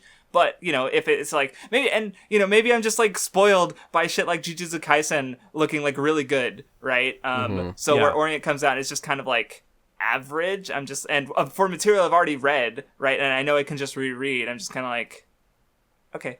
Yeah, I'm sure watching One thing I did think while I was watching was just kind of like how, since it seems like a more random studio's doing it. I mean, I don't really know what that studio's done. Maybe I can't actually just say that they're a random studio, but it almost they haven't done. They did Kino no Tabi like 20 years ago. It almost the 20 years ago or the new one? The older one, actually. Okay. It almost felt like the show was like it was trying to have the look that a lot of newer series do, but like it can't like keep it up the entire time. I don't know, like especially with the earlier parts of the episode where it did look a little more inconsistent, and then like the later parts of the episode where it's like, yeah, this kind of looks like a lot of stuff that's coming out now, but it's like it still can't keep that up. So it's like, I don't know, like maybe it being the specific studio that's making it explains that. I don't know. That was just something I was thinking while I was watching it. But I did like it more than I thought I would. While the episode was going on, I was wondering I was kind of wondering how exactly they were going to find out that the Bushi didn't do these things, and and then it definitely did the first chapter of a shonen series where like they just kind of outright come out and be like, yeah, they didn't do this. The Oni are evil. Like when Vindy said the thing about how he's used to a lot of first arcs of shonen not necessarily being the thing that draws him in just yet. When he said that, I kind of just thought about how like this is like a lot of first chapters, particularly about the reveal, and kind of just like you know, it's not going to make it a drawn out thing of like, you know, who are the Bushi or who are this, and it's like, you know, yeah, but yeah, it was so weird to see that too when I was just thinking about these things during the episode, especially with like technically, you know, the main character, he really only got told this by like one guy as a kid, so it's like him just buying into it is something that like it's kind of like it makes sense why it would be weird for him to just buy into that, but then the episode just like, you know, outright makes it apparent that he was just correct. I do think part of what I'm still curious about is like if they'll ever address like the thing that people said about how like, oh, there was a lot of social inequality and these other things that were caused by the Bushi, and like even though we know the Bushi are good now, I still wonder if they'll like explain where those things came from.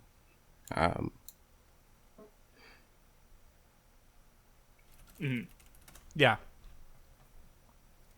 Yeah, I think that there's a lot that I could find really interesting, but it's also hard because I don't want to almost think too much about what it could be doing, because I almost feel like that could get me like in this hole of like, this is what it has to do, right? And then it doesn't do that. And I mean, I feel like you do that normally, so see, I don't, but part of that's because I generally try really hard to not force a theme too hard until I feel like it really steps out to me.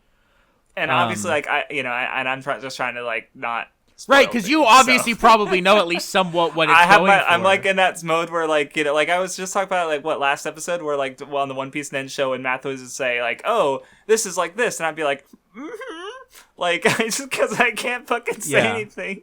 Like I've definitely been like, oh, this question gets answered this way, or no, it doesn't, or like like whatever, that kind of thing. Yeah. Right? So I'm definitely in that kind of mode where it's like, how much do I have to add to discussion without spoiling the thing I'm most interested in is that idea of is like him using the earth as a scabbard. Is that really just because it's a pickaxe, or will that be used as like the very like world itself or the earth itself is fighting back against the Oni? I think could be really interesting. But also if it doesn't do that, that's fine. That's just like a thought I had while you know what I mean. Yeah, I'm also just trying to chapter. think. Well, because I'm also been trying because this is stuff I've read years ago. I'm trying to like think of like, okay, but where is the first season going to end? Like, if it ends in 12 episodes, it'll end here. But also, I haven't read the material in a while, so I don't actually know how long it was, and maybe it'll be a slower adaptation. Because the first chapter is obviously longer than normal, and this was, I think it was the first chapter. I'm not 100% sure. Yeah, but like, it almost might have only even been part of the first chapter. I have to double check. Because almost every shonen series, even ones that have fast adaptations, the first episode is always just the first chapter because in part, right, the first chapter is always designed to hook people in like immediately to like at least continue for a little bit. So like generally where the first chapter ends is the best place to end the first episode, you know? I feel like okay so there was the first chapter basically ends where the manga does. There's definitely some like imagery I'm seeing, and like there's that wasn't in the anime, that I don't remember being in the anime. Or at least like one little thing, like it has to do with the Pillar of Light that I'm not going to say. Just there's something different about it in the manga, but it's not so. It virtually ends at the same point. I feel like Did Plunderer's first episode adapt the first chapter? Because I feel like it took 2 chapters. Well, Plunderer was so dog it was shit. Because Plunderer wasn't just visual issues; it was pacing issues. Yeah, the fucking anime original stuff that just didn't make like it was just like doing the same things that the manga was doing, but again, and like not interesting, and like it just and awkwardly placed. Like that's why like because I want to say like when I mentioned Plunder earlier, it was mostly for visuals, and I still don't think it's as visually bad as Plunder was. I guess the slight problem though, there was like with Plunder, there was like a certain moment. That was the only reason I picked the show was, and because you remember what it was, Vindy. I wanted you guys to react to this moment. That was the whole reason I picked the show. Orient doesn't have that, and I didn't pick the show, so it doesn't get like super fucking crazy, like so that's not gonna happen. But I hope you guys like it, because what would you rate it right now? I know you don't like to rate things while they're going, but if you had gun to your head. Considering the last arc's a 7 maybe, but that depends on how I'd feel if I reread it. Because there was some good shit in the first like major arc. Like there was a like I said, the earlier like there's like 2 shorter arcs I would say, and then like the last arc has been I feel like has been like half of what the manga has been. It feels like half the manga up to this point. Like it was pretty big, but Vindy betraying his ideals on scores once again. How? You asked for his score. I'm fine with that. I personally don't like giving scores. I can ask other people for their scores all I fucking want. Because Crafts gives scores, so I want to know his. Yeah. That's not betraying my theme. What the fuck? All right. Weekly roundup. Nunmanji. I haven't consumed anything that I want to talk about though. Like no. I mean, so I mean, it's not nothing that I want to talk about, but the stuff that I'm consuming, I'm not done with. Like everything I'm consuming right now, other than like a few things, are really long. Like Naruto, even Pokemon, Warriors of the Wind, Urusei Yatsura. I don't really care to talk about Warriors of the Wind though. Like, you know what that is, right, Vindy? No, it's the English dub of Nazca, except it has like a little over 20 minutes cut out, and it changes some names to make them like more American, I guess. And like it's so just really the infamous. Persona 1 of anime. It was basically so bad that Miyazaki and Ghibli said at one point they didn't want to let any of their stuff be localized ever again or brought over ever again. And a bunch of other Japanese companies saw that and pulled out of localizing anime because of it. Like it was a big deal when it came out. I didn't think it was dog shit, but I was literally just bored. Like that's part of why I didn't want to talk about it, because I was just bored and I don't have anything to compare it to because I haven't seen the movie or read the manga in its like original form. Yeah, where I haven't read it. I don't have any other like comparison to make with it. Did they even call her Nausicaa? What did they call her? I'm pretty sure they called her Nausicaa. Okay. I was so bored. I'm not gonna say it was like the best watching I could have done, because like I really got bored while I was watching it. Let me click through the fucking thing if I can see if they say her name real quick. I don't know. Yeah, so yeah, I don't want to pick Nausicaa because yeah. And like I watched Fire Tripper recently, and I can't talk about that because it's like everything I want to talk about is like a major spoiler. Like it's literally. What is Fire Tripper? It's a short that Takahashi wrote, and I watched the OVA of it. What else did I? And I guess today maybe you spoiling it would make someone interested. I don't know, because it sounds like what the fuck is? I never heard of it. Yeah, I do recognize that it's like it doesn't really matter if I spoil it, because most people, I don't think anybody's watching this is planning on reading or watching it. So I could, but I don't know. I guess because with Devilman, I watched Devilman: The Birth OVA. I'm not done with it because there's the second OVA, so it's like, why would I talk about it now? Right. Just waiting for Vindy Vondo to come back. What did I talk about on last weekly? Did I talk about Urusei Yatsura or something? No, you talked about... I edited it, so I feel like I should know what you talked about. Oh, Spider-Man the manga. Oh. Didn't he talk about Spider-Man the manga last week? Yeah, that's what I just... Yes. That, yeah, that's I'm what sorry. we're talking about. I was going pee for listeners, and I sit down and hear Spider-Man the manga, and I thought that y'all were saying he was going to talk about that. I was going to say, he just talked about it. Yeah, I mean, I was thinking about my options because it's either I talk about Urusei Yatsura, which I'm not done with, but it's also like really long, and it's like it's not necessarily something I talk about. I feel like when it's the kind of series like you know, where you've read once you've read a sizable chunk of it, you kind of get how it goes. Yeah, and I don't imagine there's going to be a lot later on that really changes how you feel about it already. I think the only stuff later on that'll change how I feel about it is knowing that there's like some serious stuff very later. Oh. Like not necessarily like very very serious, but it's like, you know, it is relative a love to the triangle, goofiness of so the obviously needs to be a choice that's made and some fallout, you know, like stuff like that. So yeah, I could either talk about Fire Tripper or Urusei Yatsura. Up to you, King. I guess I'll talk about Urusei Yatsura. I'm liking it more than I thought I would, because I have actually read some of it in the past, but I wasn't able to make that much progress. I don't remember what I thought about it before, but I was trying to read it, and I just kind of stopped. She's hot. Yeah, she's pretty good. I think what I like about it a lot is in part because of how I'm reading it, because I do think it's very much something that you're not meant to binge. So like I'm only reading 2 volumes of it a day, which is it's one like I'm pretty sure it released in like an omnibus, because what I'm reading has both volumes grouped together. Right, so you're reading one omnibus volume a day. Yes. Right, okay.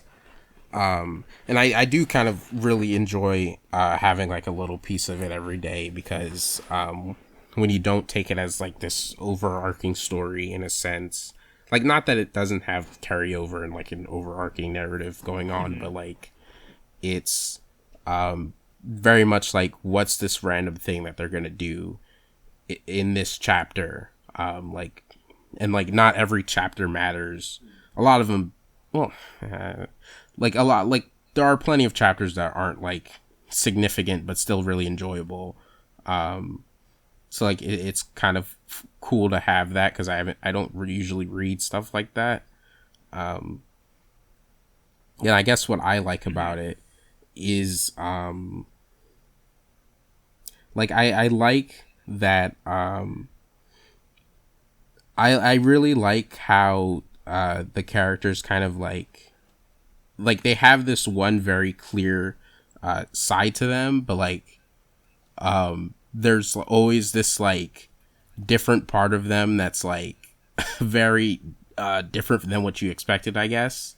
I did talk about it earlier with like Mendo like being this rich handsome person who at first when he comes in he seems like this guy everybody likes, but then like the manga really drives it home about how he's just like the main character and he's very much like a pervert at heart, and Ataru and his interactions are really good, and how much they like fight all the time even though like they're literally similar.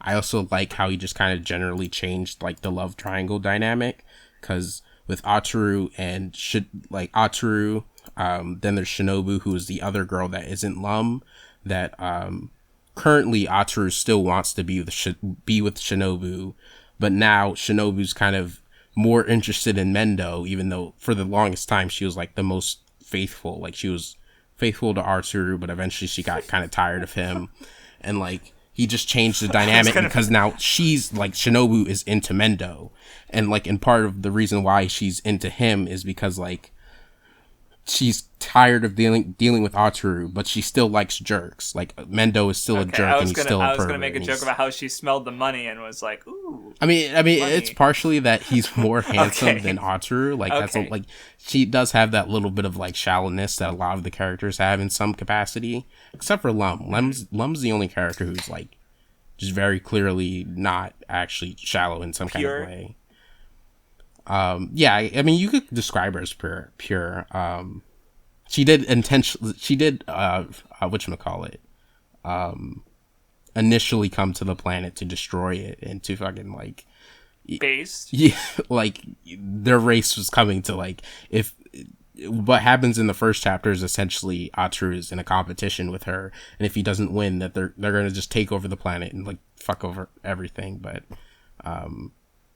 yeah, I am enjoying it. I think there's a lot of I don't know, like I definitely think it's very fun to read every so often, and the more I read of it, the more I'm into it, actually, just because it's like I do think things are always changing enough to where I'm always like interested, like and like I don't think any one kind of thing overstays its welcome, because like in the beginning chapters, for example, Ataru's like mother and father, they well, mostly his mother really just doesn't like, she just kind of doesn't like him, kind of sort of like well, that's what the series makes it seem like.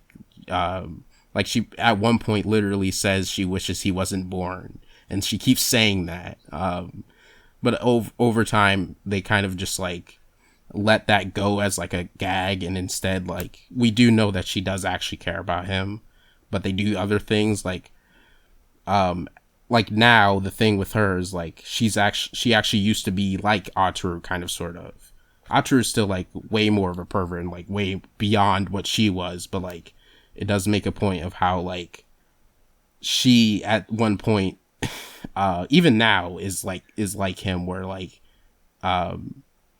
Lum's ex-boyfriend came down and Ataru's mom was into him, and his husband was, I mean, his father was basically like a cuck. Like, I don't know, it does like a lot of things where it's like it's done with the character just doing this thing, so now they're this thing, and like I don't think there's any like one joke that like is stayed for too long. And like I think a lot of characters like there's this character called Sakura who is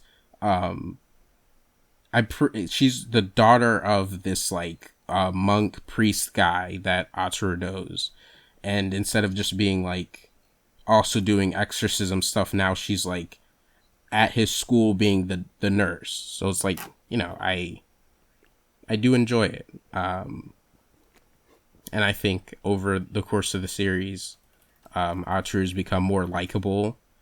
Not that I didn't like him before, obviously, but it's like, I think his relationship where his relationship with Lum where I am now has changed in the sense that like he relies on her more. Like beforehand, he definitely was like, he had a contempt for her kind of because like she came down and like kind of ruined his life, kind of sort of like forced herself in. Yeah, she's the reason he can't be with Shinobu, and she's always electrocuting him and doing all these things. So like he isn't into her, even though his whole thing is that he flirts with every pretty face. She's the one pretty face that he's not like flirting with and not like going after. But now he's been like more friendly with her. He relies on her for things. Like there was this one chapter where like they had like this caterpillar that they basically essentially both took care of because everybody thought it was just this weird thing. And it was kind of cool to see them like basically being like a mother and father to it, and then it ended up growing up and being this like weird alien butterfly chick. And that chapter is like surprisingly wholesome. When the chapters aren't necessarily wholesome all the time. But yeah, I like it. I think I might start reading a tiny bit more of it a day. I don't know. I don't want to like make it too much, but it sounds like you like the main cast. Yeah. Or you enjoy them. Yeah, I do. Yeah. Okay. I'm kind of looking forward to seeing like how it handles a really big cast, because like I'm pretty sure in an interview Takahashi mentioned by the end there was 25 major characters, which is a lot.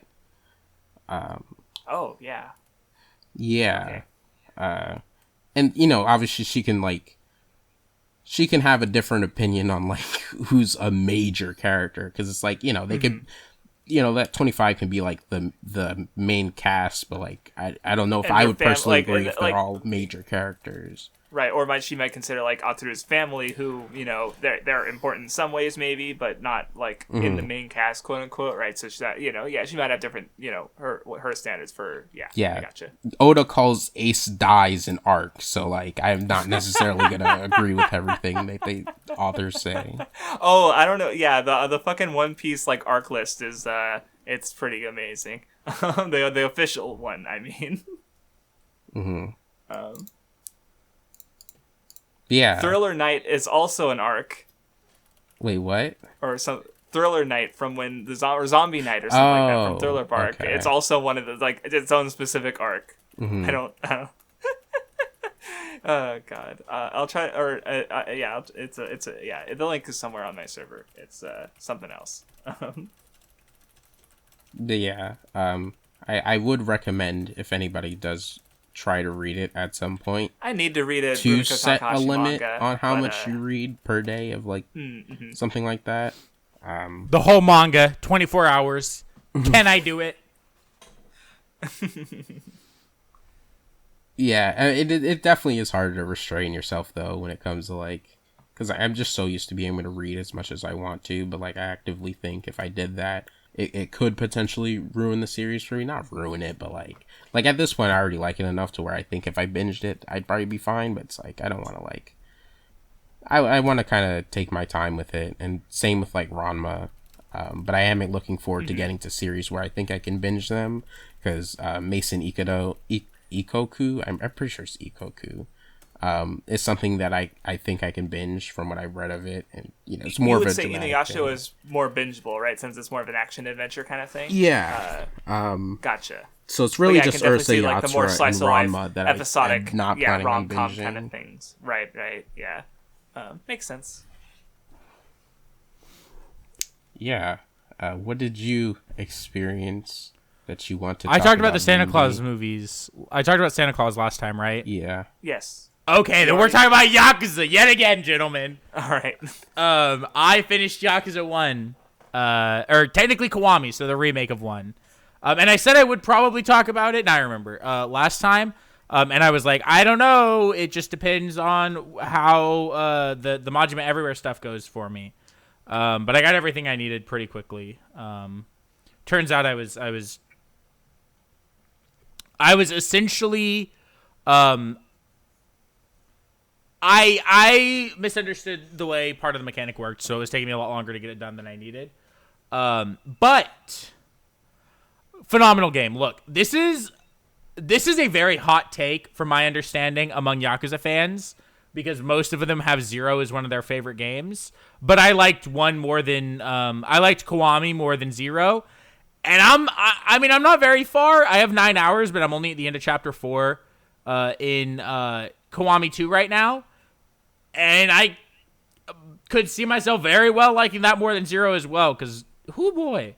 But we'll get to that when I finish it, because it won't be too long. But I liked Kiwami 1 more than Zero. And I can explain why in a few big reasons that very much affected not just my enjoyment of the game, but how I played the game, right? So Zero takes place during the 80s, right? So it's in the middle of the, and I'm sure y'all know, right? Like the Japanese bubble, right? Like the economic bubble. Yes. It popped, You're right. Fukumoto, it also comes up in... It comes up in... Yeah. I've read so many manga that it's come up in. Yeah, I don't know if it comes up in Fukumoto's work, or no, I think maybe it does in fucking Gintokin.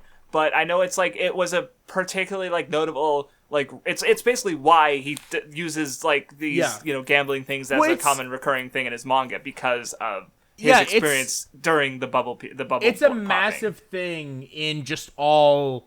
Not all, but in a lot of, especially stuff that's set in Japan in modern and non-modern times, I feel like you just hear about the bubble, right? Right. Like, I've heard about it in so much shit. The bubble, right? It's in Akumetsu, bunch of manga, bunch of anime I've seen have talked about it, right? So it's set in the bubble, and part of that is the game is very money centric in a lot of ways. The story is revolved around this like 2 billion yen plot of land. It is like the piece, like the thing that all these different people are looking for, right? In Zero, that like kind of is how the story plays out, is because of trying to grow in the economy, right? And so part of that is thematically within the bubble. The way you gain, like the way you like level up your abilities and stuff is money, right? You get just like a shit ton of money in the game, like hundreds of thousands to millions of yen constantly. And so the way you upgrade your abilities is you put money into them. The problem I had with doing that was, or not problem I had doing that with, but part of it was just, I think because it was my first Yakuza game, I didn't fully get, like, I guess, not necessarily the correct way, but like a way that's, I don't know how to explain it too well, but like, because you hear a lot, I feel like, from Yakuza fans that, oh, it's all about the sub-stories or whatever, right? It's the side content is what they play for. I don't agree with that, even though I spent more time doing side content in Kiwami than I did doing the main story, and I've done every sub-story available to me so far in Kiwami 2. Which the sub-stories are Yakuza's versions of side quests. But I've seen there's also like recurring plot lines, not just in like multiples, ones with the same like recurring characters in the individual games. But you mentioned how like there's stuff in the remake of 1 that follows up on stuff from 0, right? Yes. So yeah. And so like the sub-stories are a big part of the Yakuza series, and the side content, right? Like going and doing karaoke or playing darts or going batting, learning how to play mahjong so you can get the achievement for 100%. I spent like an hour and a half playing blackjack the other day. I don't give a fuck, right? Not real money I'm gambling with. Blackjack's fun. I had the world's best blackjack hand. It was a 10 and a 10. I split and I got a 20 and a 21. Are you kidding me? I'm not going to explain blackjack rules right now. It's fine. I virtually get it. So. Essentially a double winning hand. Okay, it's gross. Yeah. But so that's like part of the whole. But so because of that, I didn't feel as incentivized, because even though side sub stories do give some money, I felt like it was never enough to make me really feel incentivized to do them. Right. I was also playing on normal, and I did have trouble in the game, like 1 or 2 points, but it was never enough where I felt like, oh, maybe if I was doing more side stuff, I would have more levels or whatever and wouldn't be having trouble. Also, I felt like the upgrades in Zero especially, it was so much for me to take in because you know how like when you start playing a lot of games that are very similar, you have a very good idea of what upgrades you want, right? So you go and you prioritize, you prioritize those, and then you move on to others, right? I didn't know any of that for Zero, so I felt like, if I replayed it now, I'd probably have a better idea of what I'm doing, and I would probably enjoy the game in different ways, but I'll get to why that's not the only reason that I like Kiwami more. But, so then, that was part of it, and so money is how you upgrade things, which is also a resource you spend on healing items and other things throughout the game.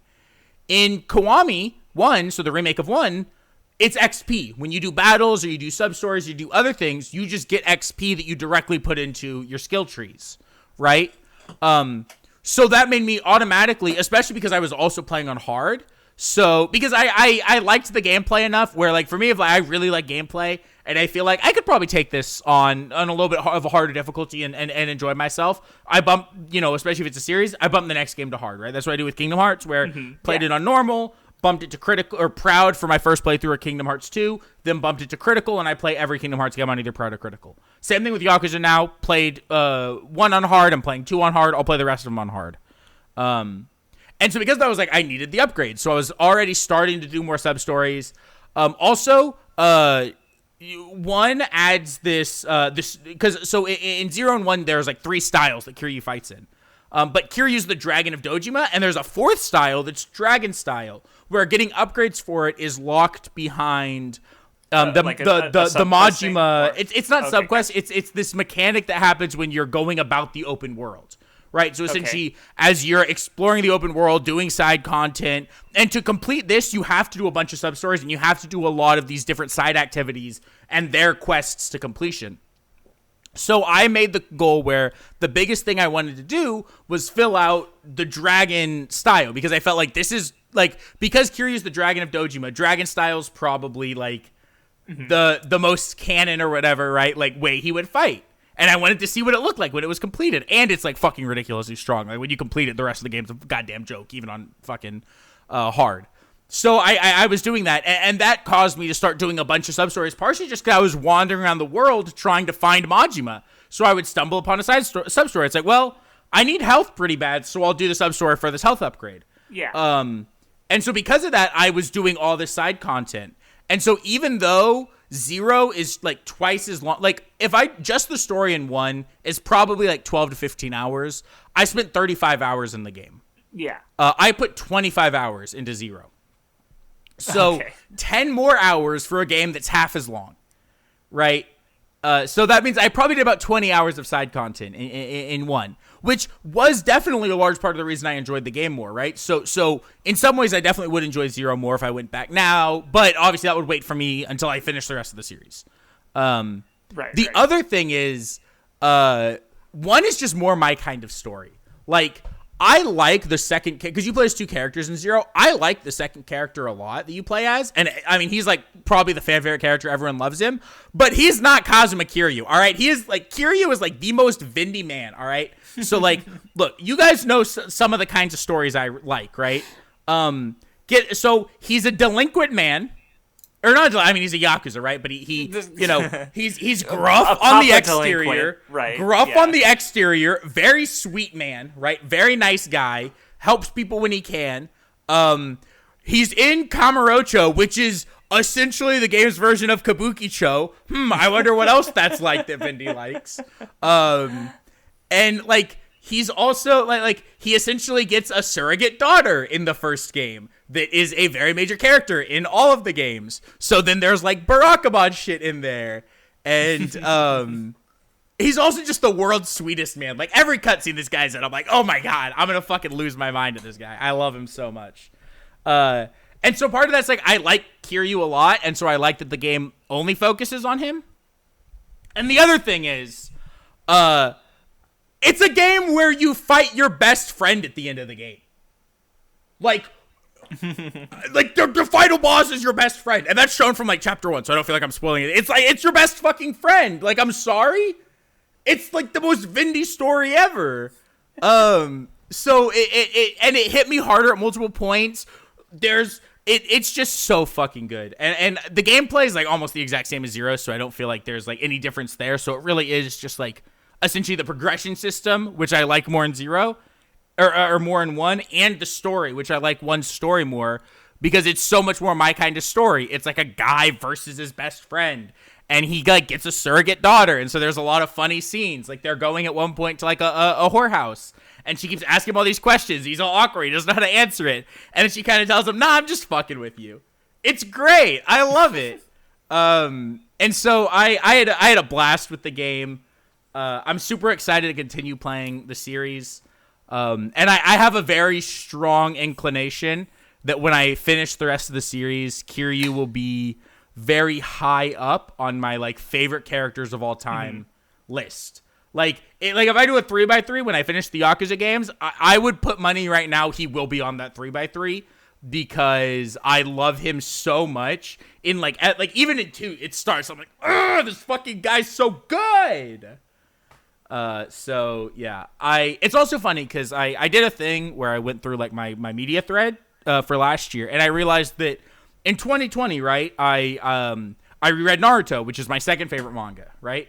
Last year, I watched Gintama, which is my favorite anime. Last so you're year, wondering if maybe this year you're gonna find one of your favorite game, maybe out of the Yakuza or franchise? One of my favorite games, right? Right. Because like last year, I didn't have a single game I played that ended up on my 4x4, and I played a shit ton of games, but that's the one that's like very hard to like really get into right now. But I definitely Guardians, which you really fucking liked, yeah, that didn't end up on your 4x4. No, and I'm looking at my 4x4 right now. It's like no, Guardians doesn't end up on here. So I really do think that like this upcoming year, it's like I have a goal to play all the Yakuza games. I really would not be surprised if one of them is very high up in my favorite games of all time because I'm fucking adoring the series. At the end of the second game I've played, but essentially the second game I've played in the series, I'm fucking adoring it. Loving the second one, so I'm very excited to see where the journey takes me as I go through it because I'm super into it so far. And the only reason that I'm not gonna say, because 1 might honestly be on my 4x4, but the only reason I'm not gonna even think about it yet is because I finish right. I want to finish the whole series and then decide my favorite the lower one. half of the Yakuza games, right? Like, right, exactly. You have no idea. Makes sense. So I guess technically I started it last year, and it's very much ongoing. But I definitely wanted to talk about because I rewatched Bakemonogatari. Then I watched for the first time the Kizumonogatari trilogy, and today I finished Nisa Monogatari. Have you guys seen how much of the Monogatari stuff have you guys seen? I've seen everything through Owari Part 2. Okay, so you haven't seen Zoku Owari and. Oh wait, maybe I saw Zoku Owari. Hold on. Because that's basically the end of it. I've seen 90% of it. I think there's one thing I haven't seen, but let me look. Okay. None? I've just seen Bakemonogatari, Kizumonogatari, and like part of Nisei Monogatari, if I remember correctly. Okay. Gotcha. So basically, wait. No, okay, my mouse says I've seen all of Kizumonogatari. Did I really watch it? I have not seen no. Nisei. Zoku. I'm looking at it now. Okay. Yeah, Okay, so I've seen everything up through Owari Part 2. Okay, so Vindy, you've seen more than me. Yeah, okay, because I just want to it's been fun. Yeah. Like, you know, it's Monogatari. It's, so it's like really wild and fun visual stuff going on. Lots of fun visual gags. Like the one I keep thinking about in the Kizumonogatari movies is when like Arag in the first one where he goes to get porn and like the just sequence of him like leaving his house and running to go buy porn. Like he's like out running a train and shit. And then it just cuts and he's walking out of the store and you just see an Aragi shaped like hole in the wall. And, like you didn't see him crash in, but you just see it on the way out. And it's just like it's just really fun and silly. And watching Kizumonogatari for the first time was really cool because it is fucking awesome visually. Like I'd seen some clips, but it's like three straight hours of just like really good visuals. And but I would say I think my favorite part so far, like, I mean, Araki, he's a dork. He's good. But I do really like his and Senjugahara's relationship. They're just really fun together. And, I was thinking about what you said a few weeks ago, Vindy, because you mentioned that, like, oh, Senjugahara, she's not a tsundere, she's a cute today. And my take on that is that she is Tsun, Q, and Dere, but all at the same time. And what I mean by that is, like, because like, when you think of a tsundere, they kind of swap between the two, right? Or they shift over time. But she'll, like, tease him in a way that's like it's a little soon because she's like being a little rude or whatever, but it's like there's an obvious like love behind it, or like it's a playful teasing kind of way, but also she's emotionless, so she's a little cute. And then at the start of Nisei, she's a little fucking yandere because she like fucking ties him up, and like that's how Nisei I love that scene in Nisei, by the way, where he gets that text from his sister that's like, I need help, and he's like, all right, playtime's over, babe, I gotta go. He just breaks out of the fucking like bindings and the fucking desk. Yeah, because she thinks she's really got him there, and he's playing along, because it shows like he's just playing along because he's a fucking degenerate, or he like, you know, he wants to placate her, but the minute there's something serious, he's not playing, he's gotta go. Yeah, but they're just like I was thinking, like there's like at the end of Bake, what I was thinking of is when he says Senjugahara-san, and they're in the car and her dad is driving them. Oh, and that she episode's goes, so good. Dad, Araki wants to speak to you, and he's like, no, because like she wants him to like say her name and you know, be closer to her. But he's just being overly polite and formal, and so she's like teasing him in a funny way by calling attention to the fact like, hey, we are not alone in this car. My dad is right there. But she doesn't get, like, they get a little lewd at some point, and even Aragi's like, your dad's right there. she's like touching his thigh and going all the way up. It's like, oh my god, ma'am. Like, she's about to give you a fucking handy right in the car, and yeah, it's ridiculous. So yeah, and like and yeah, the rest of the cast is really fun too. Kanbaru is insanely hot. Nadeko in Nisei is hot. No. I just disagree on that one. I'm not even saying no. Like, I just disagree. Not even outside the fact that I fucking hate her, like on it, and not even hate her like as a character, but like, you know, I would beat the shit out of her in real life, right? But I don't think she's that hot. I don't know. Like, she's got the fucking like the outfit she has in Nisei when she's definitely trying to seduce Araragi. And, also, why haven't you said Karen yet? I'm sorry. Oh yeah, I just finished Nisei and I'm like, damn. Okay, like, are we gonna pretend like the toothbrush scene is not like Craftsdwarf? Can you please just listen to what I have to say and then say yes, you're right? Okay. People go all way hard into like the toothbrush scene being like cringe or like it's too much. I don't care because I'm bricked the fuck up watching it. I am horny as shit watching that toothbrush scene. She's not my sister. Who says that stepsister is better than blood-related She's incest? not my sister. I'm not watching it with any intention, right? Of I'm Araragi. No. Karen's in that scene and she's hot as fuck, and that's all I'm looking at. All right. The one like she's a hot middle schooler. It's see for me like because I ended up comparing it to the Nisei scene before I even rewatched the Nisei scene, but the Inkizu in the third one with the tits, I don't know, I like that one because Hanakawa's got fat tits. Sorry, and I don't know, I just like that more than oral fixation and incest. Sorry. I do love the also the you're toxic. I also love the in Bake when she does the little tongue twister. In that scene, Senjugahara is so hot. Sad. But yeah, no, it's fun dialogue and character interactions, fun visuals, and also I need to fucking mauled for a bit because I watched Kizu for the first time, and like there are actually people who will recommend you wait to watch Kizu. And I don't fucking agree. And I'm not saying like, oh, if you, because like, you know how the release worked for the Monogatari series. Like, Kizu was delayed. It came out way later. Right. Because it was all rotoscoped. Beautiful piece of animation, by the way. Right, it's a phenomenal looking movie, and the fight in the third one is fucking great. Like, for anyone who hasn't seen it, to like, basically it's like, there's a lot of like immortal regeneration. Like, there's one scene where one character gets their hand mostly severed. It's still like attached by like a tendon, and the character's like trying to put it on, and they get attacked again, and they like use it as a grappling hook. Like, they throw it like really far away and like latch onto something and like pull. Like, it's fucking ridiculous, and it's really cool. But rewatching Nisei and just thinking about like some of the reputation the series gets, because overall I think Monogatari is fairly straightforward in regards to like a lot of what it's doing. Like, not that it doesn't have like, I do like some of the ideas in Nisei with the how it discusses like fakes and stuff and imposters, but like Among Us, there's what Dun dun dun dun dun dun. oh god damn it, fuck. Bum bum. Dun dun dun dun dun dun dun. See, Discord didn't like I didn't fully hear what Nun said, and then like Vindy followed I up, think and I was that like, made it okay, better that's that what you he's. didn't hear what I said.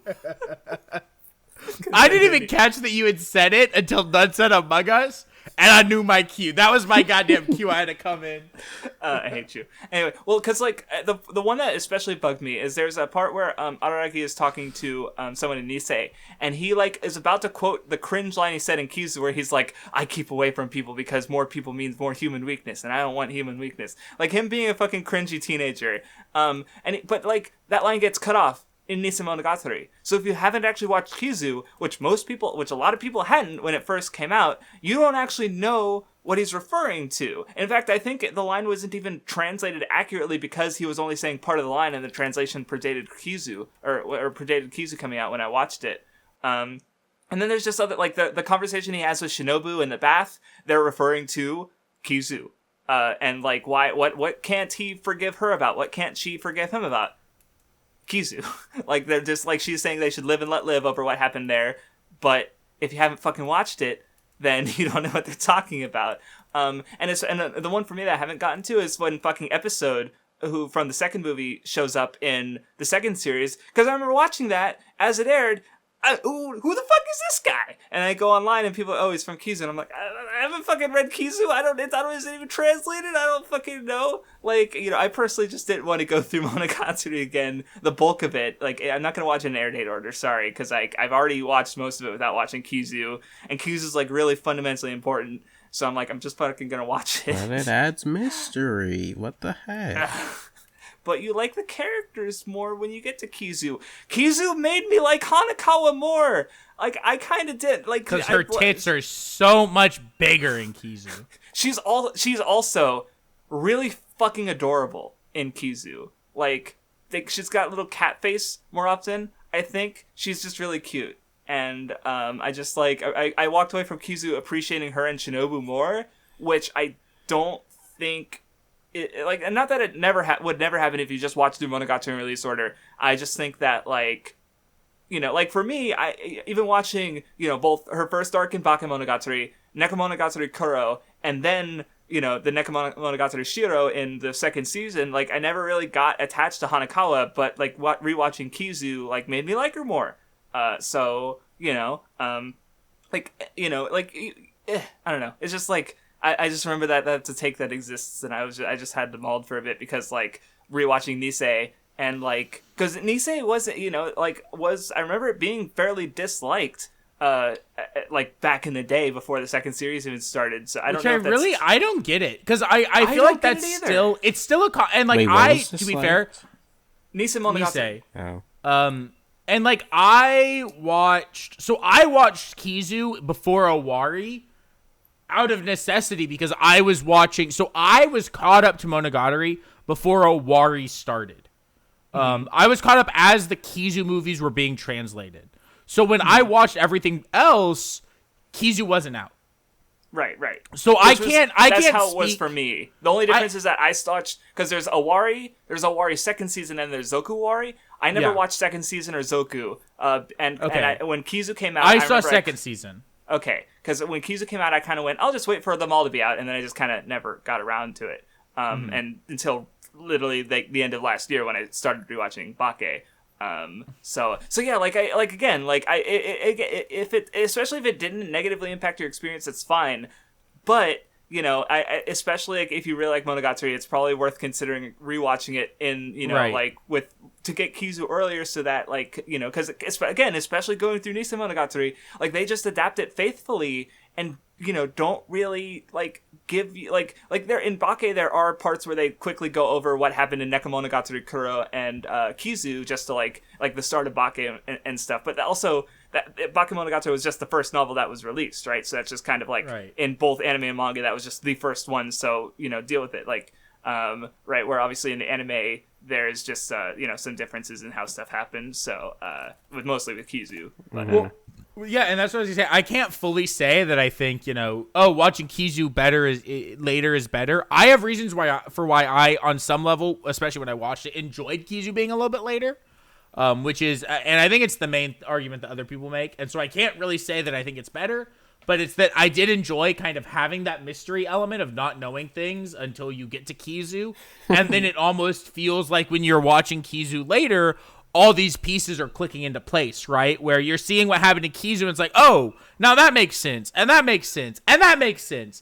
But I understand how then if you probably watch Kizu, after Bake, or before Bake? I don't know when it is, actually. It's Bake, Kizu, Nisei. Okay. Is it Bake, Kizu, and then... No, Neko... Sorry, I forgot that Neko Kuro is after Nisei. Yeah. Okay. Yes. Even though chronologically, it's Kizu, Neko Kuro, Bake, and then Nisei, and then Neko Shiro. Right. No. Neko is... It takes place between Kizu and... Because remember at the end of Bakemonogatari, they... that's right. Neko Shiro takes place during... it's the first part of the second season, so it's right. But Neko Shiro also takes place during the other part of second season. During the second arc in second season, because that's why Aragi's not... Yeah. Right. I haven't gotten that far, so... Yeah. So I could see myself, rewatching it. And if I rewatch it, I'll rewatch it in probably what you would consider the correct order, where it's Bake, Kizu. But I don't feel like rewatching it yet, but I will eventually... because I do want to watch Zoku, and I feel like to watch Zoku at this point, because it's been years, probably 5 years, I'll just rewatch it all. Yeah. But what I was just gonna say is there are two different watch orders with two different one with more mystery and one with less mystery. But because I don't know, for me rewatching Bake, and maybe I don't know, because what I've been bothered, because I guess I don't know, because maybe with some people watching Monogatari, they just I won't say turn your brain off, but it's more like they just get lost, and not in a negative way. They get lost in the conversations of just the things happening in the visuals. So I don't know, maybe in Nisei when characters are referring to events that you wouldn't know if you haven't watched Kizu, maybe they're not bothered by that because they're just rolling with it is what I want to say. They're just accepting it and just roll. That's fine. Again, it's a different thing. But for me, I like to understand what the characters are fucking talking about. So that and in the cases where they're literally referencing this major early part of the series that did have a delayed release, then that's what I prefer. So I just wanted them all a bit just because but it's been fun. I like it. Sad. Pog. So, what about next week? How are you guys feeling? The only thing I can think of that I will be able to talk about, unless I talk about something that I'm already consuming right now, but won't be done with, is I could talk about Batman Begins, because I will watch that soon. Poggers! Nun's finally gonna watch the Nolan trilogy, and he can watch one of my top 5 favorite movies ever. Sad. What's sad about that? There's nothing sad about you watching The Dark Knight and pogging over how I'm gonna give Christopher Nolan a big ol' smooch on his fucking lips. I might talk about either Metroid Prime 1 and 2, or I might talk about the Zelda games I played, which would be Zelda 2, Link to the Past, and Link's Awakening. I did think of something else that would have the possibility of me talking about it. I'm starting Last of Us tonight, go ahead. so I could be done with that maybe, depending on how much I play it. Is it a long game? It's not don't long, imagine it would be one. I think Last of Us 1's like a 8 to 15 hours. like I know that's a huge like variance in time, but the problem with games I've learned is that people time-wise, play them, especially like if they play them in different difficulties and it's like like a large part of it, like because I was talking about like a game on stream. It's like for me, it took 6 hours. I could see it taking someone 4 or someone 12 just because of like whether or not you like get stuck in it, right, or how long it takes you to get through certain challenging moments. So you just reminded me of something. Like oh, I know what you're about to bring up. I think. Who, me? I think I know what you're gonna bring up. No, I would be shocked if you knew because you have some fucking like god level foretelling abilities. But so I was going through basically I have to replace some game batteries for my Pokemon games for the podcast because I have the physical copies, but their internal battery is dead. So I'm not gonna fucking play Pokemon Yellow and just leave it on for like 2 weeks as I beat the entire game. Like that's not happening. So I need to replace the internal batteries, and I decided to go through all of my games and make sure all the internal batteries were working. And so on my Golden Sun copy, I have a file in there that like because if you don't know how Golden Sun works, there's like Golden Sun and Golden Sun: The Lost Age, where you can transfer your save data from the first one to the second one. And so on mine, I have like a file that's like I transferred data over. My characters are like high level 20s, I think, or level 30s. That maybe I never beat that file. No, actually, I don't think I did. In fact, so they're in the middle of the game, so that's about the level they are. I had about like fucking 27 hours in the game. My mom's file, the characters were under level 20, and she had like over 300 hours in the game. I don't understand how. Like we had the strategy guide. Like, did she? I don't understand how she spent that much time in that game. Yeah, she must have just left the system on. That's the least part of it. For like a couple weeks, I don't understand. Like that is an insane amount of game time. Like I need to tell, like maybe it's a glitch, maybe there's something like weird because it's an old save. Sorry, it's just like I was just like looking, and there was another game where she had like 70 hours in it, and she also wasn't super far into it, I think. But I don't remember which one that was. I'd have to go through all the files again, all the Game Boy Advance games. So so when you were talking about like just like people going through games at different rates, and I'm like, yeah. See, what I thought you were gonna bring up was the difference between my time in Pokemon Blue versus your time in Red. Right, which that's just game difference. What'd you say? Or what was the difference? That's just because of the difference in game. Because one of you had to fight a Vulpix, the other had to fight a Growlithe. They're not even. I don't know what you want. All right, Vindy, shut the fuck up. Why don't you talk about next week, Vindy? Or did you mention anything? I don't think you did. No. So I've been doing a thing. It's similar to Craftsdwarf's favorites reread I've decided for this year, but it's not a favorites reread. It's just rereading a lot of manga that I either like or like I would give like a 6 to an 8 generally that I haven't read in years. Basically, so it's not a favorites reread. It's a manga I fucking read when I got into manga. Yeah, and re-experiencing them and trying to see if maybe there's something I can glean. Maybe I'll like some of them more, right? Because like Naruto, I read around the same time as I read all these, and I liked it a lot more. So maybe one of them I'll like a lot more. Before you read Naruto, you said it was going to be your least favorite of the big three, and if you included Dragon Ball, you also said it would be below that too. You're very toxic. But, like, so I want to reread a lot of these manga I haven't read in 5 years. Also, because after, like, 5 years, you kind of just forget what happened, and you can't really discuss it well. No, that's a big part of why I'm doing the favorites rewatch and reread and stuff is because, like, why the fuck did I... Like, Monogatari has been fun, right? Like, right now my scores have been hovering around, like, a 7 or an 8, even though I gave the second series a 9 back when it finished, and I can see that maybe it'll just be an 8. Maybe, maybe I will rediscover why I really like the series when I rewatch it. I don't know, right? So, you just change so much as a person, and, like, what we were even just talking about, how, like, the way we look into media has changed so much that, it's just, you're gonna feel differently about it, even if you still like it the same amount, right? Right. So I reread Molester Man. Yeah, I can go through some of the ones I'm thinking of rereading, just really quickly because I found here's how I started doing it. I have my old AniList app on my phone. Okay. Oh. I can't sign in, but it has my list saved from the last time I opened it. So it has a bunch of manga I didn't even I forgot reading or it has a list. The list is 3 years old, right? Like in the list, there's stuff that's finished that I've been done with, right? Or the stuff that you it says you're still reading that and it ended or you yeah, that's what I mean. already. Yeah. You said and stuff that ended like years ago. So, but because of that, I can see some old completed. So like some of the things. So like I reread Molester Man. I'm currently like 4 volumes into Battle Royale. I want to finish that. I'll probably reread Akumetsu. I'm thinking about rereading all of Fukumoto, all of Mizukami. So, probably I won't reread Lucifer and the Biscuit Hammer because I think I've read that 3 times. But I'll reread. Are you gonna read Gintokin when you read all the I will. Fukumoto stuff? Gotcha. I will read Gintokin. But I'll probably reread Spirit Circle and Sengoku Yoko. Genshiken is one I really want to reread. Reread the first few Getter Robo parts and then just like finish that up. Okay. I want to reread. Let me keep looking through.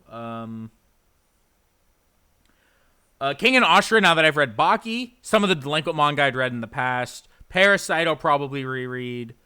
Are you gonna reread and catch up to, or are you already caught up to Kengan Omega, or no? So that would be cool. I then read Kengan Omega. Gotcha. Because it's like right in the last, like presumably the last part of the story, and I mean I assume there's going to be another like Kengan whatever the fuck, but it's basically in the climax of Kengan Omega. It's just starting, so I just don't know. I'll reread Bakuman probably as well. Ooh. Because that used to be a favorite of mine. So there's just like a bunch of manga that I do. Tokyo Ghoul, and then I might read is what I was thinking of. So there's like a bunch of stuff that's just like on my list of like I read this a long time ago, thinking about rereading it. Like I said, I'm in the middle of Battle Royale. I'm reading it pretty quick. I'm actually enjoying it quite a bit. And you have more like context into like why it's important as a story now, right? So and much more context into Japan as a whole. So like the entire way that the manga handles the social certain commentary, things. Like I'm understanding better. I would say there's probably some a decent amount of stuff that's still lost on me, but I definitely understand it better. About, like even if you don't like it better, like you still like it as much as you used to, your perspective is just gonna be so different that you're probably gonna like it in different ways, right? So I'm very curious to finish that, so that if I have that done, that'll be what I talk about. If not, I've been not rewatching, I've been watching all the seasons of South Park that I missed, because like I caught up South Park when I was in like high school and then I stopped watching it, so I've been watching all the seasons that I never saw. So I'm like 4 seasons deep into that and I have like half a season left. Okay. So if I finish that, then I'll talk about like the 4 most recent seasons of South Park and like what I think of them as a whole. Because my opinion on those has definitely changed. Because he's editing this episode, and this was the longest what might we talk about next week that we've ever had. That is true. All right. Thank you guys for listening, and we will see you next time. Adios.